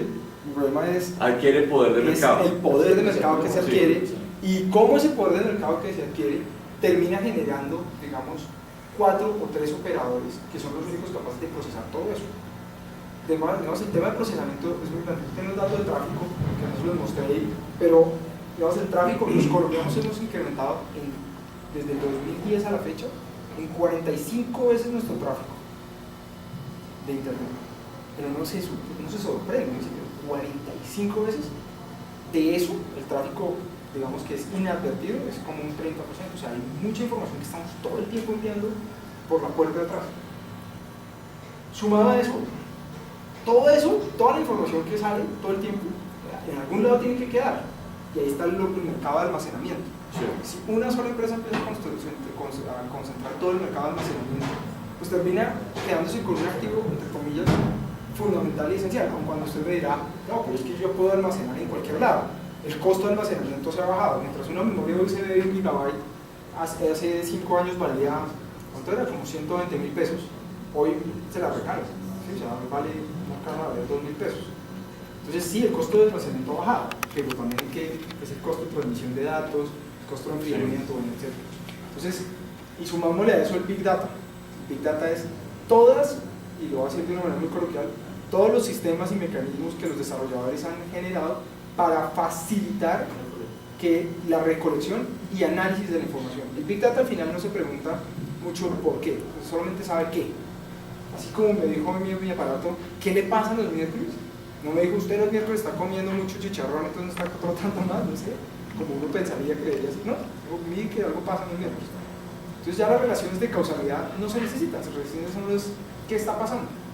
Pero el riesgo es el de Y ese, monopolio. ¿cómo? El riesgo es para temas de competencia, Bueno, que entonces un uno proveedor puede ser el proveedor de redes y servicios, el proveedor de Monopolio. contenidos, el dueño de todo. Claro, porque por eso les decía, si yo puedo pagar relativamente al proveedor de red porque le dé servicio al mismo usuario, eso implica que mi negocio tiene mayor rentabilidad que lo otro. Pero la respuesta está en la regulación ex ante que puede hacer un regulador como la CRC o la respuesta está en el control de las prácticas restrictivas. Hay varios. Entonces, primero, control de concentraciones. A usted no le llegó WhatsApp y Facebook acá. Sí. ¿Alguien la notificó ante la SIC? No. Exactamente. La notificaron ante la noticia. El mundo virtual es casi En imposible. ningún lado se notificó. ¿Y qué pasó? Es una gran integración. Sí. Porque supuestamente son mercados relativamente distintos, pero el principal activo no. El principal activo sigue. Porque nadie está mirando pues, desde los ojos de la ¿Usted la investigaría? ¿Yo? No, la sí. En realidad hay que, claro, es el activo más importante. A usted siempre le preguntan, dígame una lista de la propiedad intelectual que usted tiene. Sí, pero ¿cómo defines el mercado? El mercado de la información, pero... No es el mercado del uso de la El información. mercado es información para Del el uso desarrollo. del uso de la información. Porque es que lo que hace el algoritmo de qué se alimenta es de información. Sí. Y entonces sin información el algoritmo no funciona. Entonces yo necesito, pues es el insumo esencial, creo que es el numeral quinto del artículo 50 del decreto 2153 del sistema. Sí, es el quinto, Julito, estoy mencionando eso.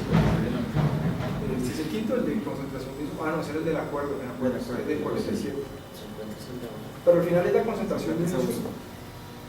Entonces, a mí desde el punto de vista de protección de la competencia sí me preocupa porque creo que las autoridades de competencia van a llegar más tarde que lo que llegan los reguladores, y los reguladores llegamos muy tarde, siempre. Pero ¿qué medidas se podría tomar regulatoria de carácter ex ante para evitar que se produzca esa concentración? Evitar cierto tipo de concentraciones, por ejemplo. Como vimos la cadena de valor incluye múltiples, están los desarrolladores, entonces un desarrollador, por ejemplo, es WhatsApp. WhatsApp es un tipo que se dedicó a desarrollar una aplicación que fue muy exitosa. El desarrollador entra a una plataforma, pero entonces lo que está pasando es que cada vez la plataforma adquiere el desarrollador.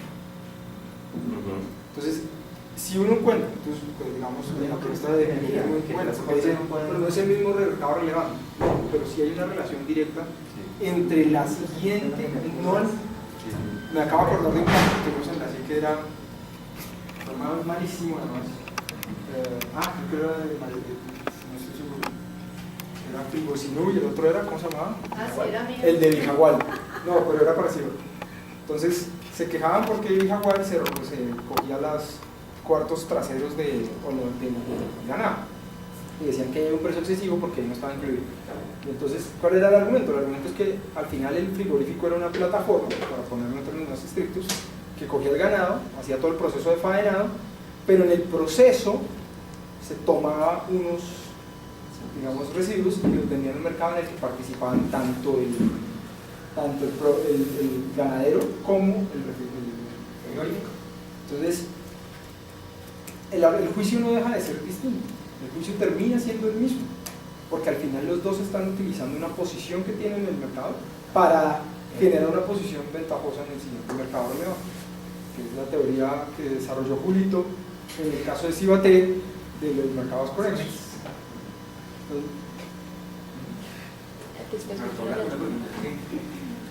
Y hablando del tema que decía el doctor Miranda ahora de Microsoft, uno hace 18 años, Este man está preocupado es porque otras plataformas no tengan la misma publicidad en la plataforma de Google. Y me da risa, digo, pues se ponen de primero, pero igual todos sabemos que hay ya mecanismos de comportamiento. Pero entonces, para... este problema no es muy subterráneo solamente acá. No. Todavía para el derecho a la competencia es muy, muy subterráneo mundialmente. Pero yo lo hablo pues la vez que pasada que estuvimos en el ABA, lo pregunté a todo el mundo, nadie ni siquiera lo piensa, o sea, ¿cuál es el problema? Entonces, pues me parece sorprendente, quizás que yo estoy viendo un problema donde no lo hay, como lo dice ya Carlos, o quizás de pronto sí hay un problema y de pronto las autoridades no lo están viendo porque es un problema del regulador, donde pues de pronto no es un problema solamente del regulador. Solo el hecho de entender eso que nos explicó usted es difícil, solo el hecho de poder entender la cadena. Claro, la cadena es supremamente complicada, sobre todo porque hay muchos desarrolladores de software, el algoritmo y el matemático y demás. Y pues obviamente es difícil, pero pues cada vez nosotros nos acercamos más a este tipo de tecnologías y por eso pues, con el tiempo va a ser entendible para cualquier autoridad. Carlos Pablo, después Víctor tiene una pregunta, o sea, tú y después. ¿Qué hubo? Una pregunta. ¿Considera usted que podría ser un remedio adecuado, digamos, obligar a Google estos filtros de contenidos a compartir su información con otros competidores para desarrollar el mercado? Sí, pero digamos, eso... más allá de la digamos, del debate de privacidad. Segundo, digamos, cómo se vería solamente el intercambio de información entre competidores. Y la tercera pregunta sería si el desarrollo de la web semántica podría, digamos, llevar hacia el desarrollo de lo que usted dice, que es comprar realmente lo que yo necesito, más allá de lo que me ofrecen. Las preguntas de Víctor son buenas. Uno, normalmente volver la información de instalación esencial, más o menos es por ahí, bien difícil, pero más que eso es el problema, digamos, de la cadena, de cómo hay adquisiciones verticales que no estamos viendo. La segunda es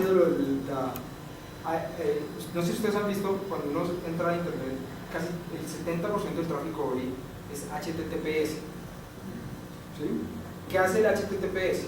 Genera una encriptación, en realidad, supuestamente para protegernos lo a uno de los terceros que lo están mirando, para proteger, digamos, la información. En realidad eso lo que está haciendo es que lo único que la pueda ver es el dueño de la plataforma. El HTTP2 va a venir full encriptado totalmente de tal manera que solamente el de la plataforma va a poder ver lo que uno está haciendo. Y si sabemos que solo hay, digamos, tres plataformas dominantes, pues el acceso a la información cada vez es más difícil para terceros. Luego, los disruptivos pues, van a tener cada vez más problemas en entrar al mercado, que es un argumento similar al de la neutralidad de Internet. Sin neutralidad de Internet cada vez va a haber menos disruptivos. Entonces, por eso el tema hay que estudiarlo un poco más en tanto de buscar los remedios adecuados, porque también se puede destruir la innovación que estos mercados han generado. Claro. Pero pues tampoco hay que hacernos los ciegos y no ver que hay alguien que sabe todo de nosotros, ¿sí? Y que esos alguien son 3 o 4 personas. Pero al final como que la información es una commodity y lo que trae valor agregado es el algoritmo y cómo explotar la información, ¿no? Pero sin la información no hay algoritmo. Claro, pero al final, o sea, pues sin trigo no hay una barra de pan. ¿Cómo? Pues, sin trigo no hay una barra de pan, Claro, pues sin la información, pero la información en sí, o sea, saber que la pulserita te diga que hoy corriste media maratón, eso no aporta, pero lo que aporta es que corriste media maratón, que luego te comiste una barrita energética y cómo lo explotan todo, ¿no? Claro, la información. Entonces no entiendo el argumento. Pablo, una pregunta. En términos de integraciones, ¿cuál es el vacío jurídico por el que las autoridades no han entrado a analizar eso? Porque No, yo creo que el tema no es de vacío legal, es de análisis del mercado. Es de ver el mercado, es de entender la estructura del canal, como lo dice. Claro, pero digamos, si miramos la integración Facebook, WhatsApp, la participación en el mercado se viene. Ustedes tienen un mercado de variantes diferentes, pero yo creo que sería muy fácil argumentar que es un mismo mercado, o por lo menos es evidente que es la misma cadena. Pues digamos que usted dice, pero es que bueno, Facebook tiene el Facebook Messenger y WhatsApp tiene Sí, Messenger. ya eso solo Listo. es una participación en un mercado. Entonces, ¿qué falta para que las autoridades digan aquí hubo una integración que no normal? No sé, yo no trabajo así. A mí no me falta nada. A mí tampoco, pues sí. Y tiene efectos. Tiene todo. Tiene efectos. No hay ni Además, siquiera el eso. dólar superó 17 billones de dólares. Por eso han comprado. Bueno, claro. Al 4, tal vez. A mí es que me parece muy llamativo el tema, por ejemplo, del problema de la microtransacción. Tú dices que no ves grandes problemas en la microtransacción, digamos, entre uno y la... No, grandes de competencia, los primeros son de privacidad, sí, claro. No solo privacidad, sino que al final del día no hay transparencia propiamente en los efectos de la transacción. En términos de que, o sea, aquí todos somos gente inteligente, profesionales. ¿Cuántos de ustedes sabían que le estaban dando acceso al micrófono del teléfono? Que además ustedes construyen conversaciones confidenciales en su teléfono. No, pero ahora sí entonces, estamos asustados. ¿hasta dónde? ¿Por qué creen que hay una camarita delante del celular? No, por eso. O sea, ¿hasta dónde el problema no empieza incluso desde la microtransacción del usuario por falta de transparencia? Esto no es inadvertido. Si tú no tienes transparencia en la fuente de la información que la otorgan los usuarios, si tú no tienes transparencia, si el usuario al final del día cuando baja WhatsApp no sabe que está dando acceso al La micrófono. información sí es transparente. O sea, hay aplicaciones que le dicen a uno qué permisos ha dado. En general, así fue como dice mi cara. Pero transparente en un modelo racional de análisis de la economía. Y con un consumidor que entiende, porque no hay los lo que no hay consumidores no hay normas, ¿sí? no hay mecanismos para hacer salientes los permisos. Y yo no sé cuántos de ustedes autorizarían, comprarían o tendrían WhatsApp con una autorización de acceso a su micrófono. Yo lo autorizaría. Yo no, jamás. Lo que pasa es que también hay una falta de educación del consumidor, porque el mismo teléfono le provee a uno la posibilidad de otorgar o negar permisos, incluso los de ubicación. Muchas aplicaciones, por ejemplo Facebook, WhatsApp, Waze, le permiten a uno apagar su ubicación. Sí, pero lo que les decía ahorita, yo estoy de acuerdo con eso, pero igual el teléfono móvil, por ejemplo, tiene que conectarse a una red móvil. Las redes móviles geolocalizan a las personas. Entonces, eso es solamente agregarle un paso más al proceso. pero le dan la opción de que uno pueda, por ejemplo, WhatsApp, en Apple, en el iPhone, uno pueda pagar los accesos al micrófono para las aplicaciones que lo pueden usar. Si uno lo deja abierto, pues tácitamente o expresamente está dando su autorización. No, pero yo creo que la pregunta ahí ¿es realmente eso algo que es exigible al consumidor? Es decir, ¿es exigible a todos los consumidores del mundo que tengan ese nivel de información, de entendimiento? Y es justo que uno le exija a él que se meta, sepa cómo desactivarlo y desactivarlo, o si no, entonces está entrando en esa autorización tácita. Yo estoy de acuerdo con Pablo, eso tiene muchas cosas positivas. Y esta aplicación es lo que nos hace la vida más fácil.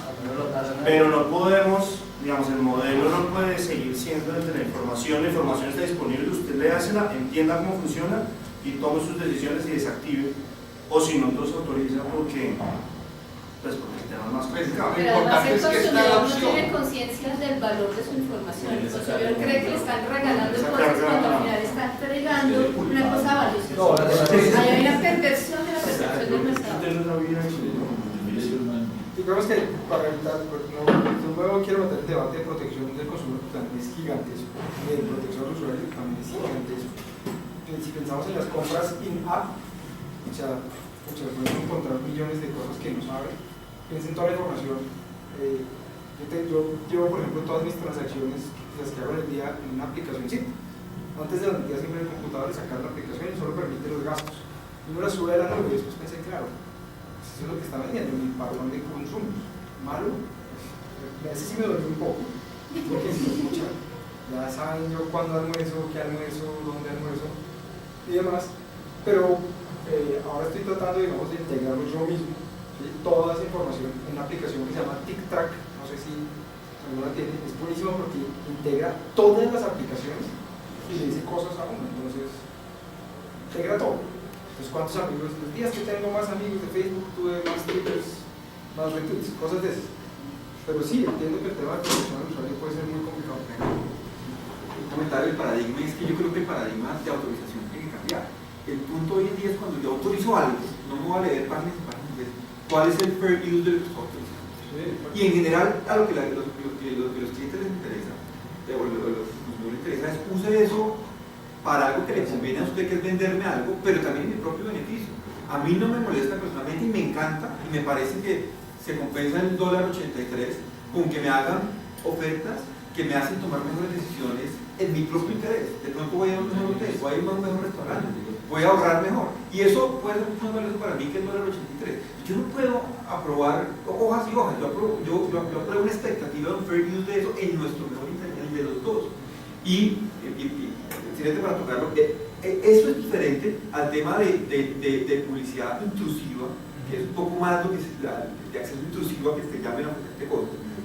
Cuando tú entras a Google y haces una búsqueda, indirectamente estás aceptando que te saquen un banner con algo que te interesa. Y ese es el negocio de entrar a Google. Entonces yo creo que ahí también un cambio de chip que hay que digamos, con Carlos, cuando estaba en la CRC, cuando él estaba en la CRC, nos dedicamos mucho tiempo a estudiar el tema de psicología del consumidor y de economía del comportamiento. Y la pregunta es muy buena, sobre todo por el tema de las decisiones por default. Todo el tiempo las aplicaciones toman decisiones por default. Entonces, no sé si ustedes vieron que, por ejemplo, Facebook ya lo cambió, pero en algún momento cambió la política de privacidad y generó que por default todo era público. Pero la gente no se dio cuenta. O sea, uno puso aceptar, ¿no? La política de privacidad, aceptar. Y salieron una cantidad de imágenes que todo el mundo esperaba que fueran privadas y se volvieron públicas. Imágenes realmente complicadas. O sea, lo que me hace preguntarme a mí es ¿por qué suben eso a Facebook? Sí. Porque hay gente que quiere. Me gusta el factor. Pero no, porque creo que. Bueno, en fin, hubo un caso en el que el director Lina le decía, ¿por qué se le lleva esa información a mi cliente? Sí, él pensaba que ahí estaba adecuadamente protegida. Hay gente que cree que está adecuadamente protegida en Facebook, o en la nube, o en Dropbox. Entonces, el tema es muy difícil. Entiendo el tema del consumidor. Te recomiendo un libro que se llama, bueno, me parece más Simpler, es súper bueno, de Cass Sunstein, se llama Simpler, the Future of Government, si les recomiendo que se lo lean, porque habla mucho sobre el tema de hasta cuándo el gobierno debe meterse en que la decisión del consumidor por default sea la mejor, pero que sí es el gobierno. Entonces ahí hay una especie, se llama ¿cómo es? Paternalismo libertario, y eso usted decide, pero el default se lo pongo yo, porque yo sé cuál es su mejor default. Y el gobierno, si ustedes piensen que toda esta información está en el gobierno benevolente, ¿sí? Pues puede ser muy bueno, porque puede tomar decisiones de política pública muy buenas. Bueno, ahora el derecho lo ha hecho desde siempre. ¿Cómo? El derecho ha hecho eso desde siempre. Sí, exactamente. Al final, eso es lo que hace el derecho, generar, disminuir los costos de transacción legales, tomando decisiones por default. Entonces creo que, yo no sé si era usted o era quien me dijo que había hecho un concurso de hacer el contrato de sociedad más corto, porque todo lo demás era normas suplitivas. Pues de eso se trata. Al final de cuentas alguien tiene que tomar la decisión porque fue es lo que hacemos con el derecho. Pero hay cosas en las cuales no hay decisión por default, sobre todo en los temas de protección del usuario. Y ese libro se lo recomiendo, y el de Naked Future de verdad es un muy buen libro para que se deleite en el fin de semana. Entonces, bueno, muchas gracias. Ya nos pasamos. Gracias.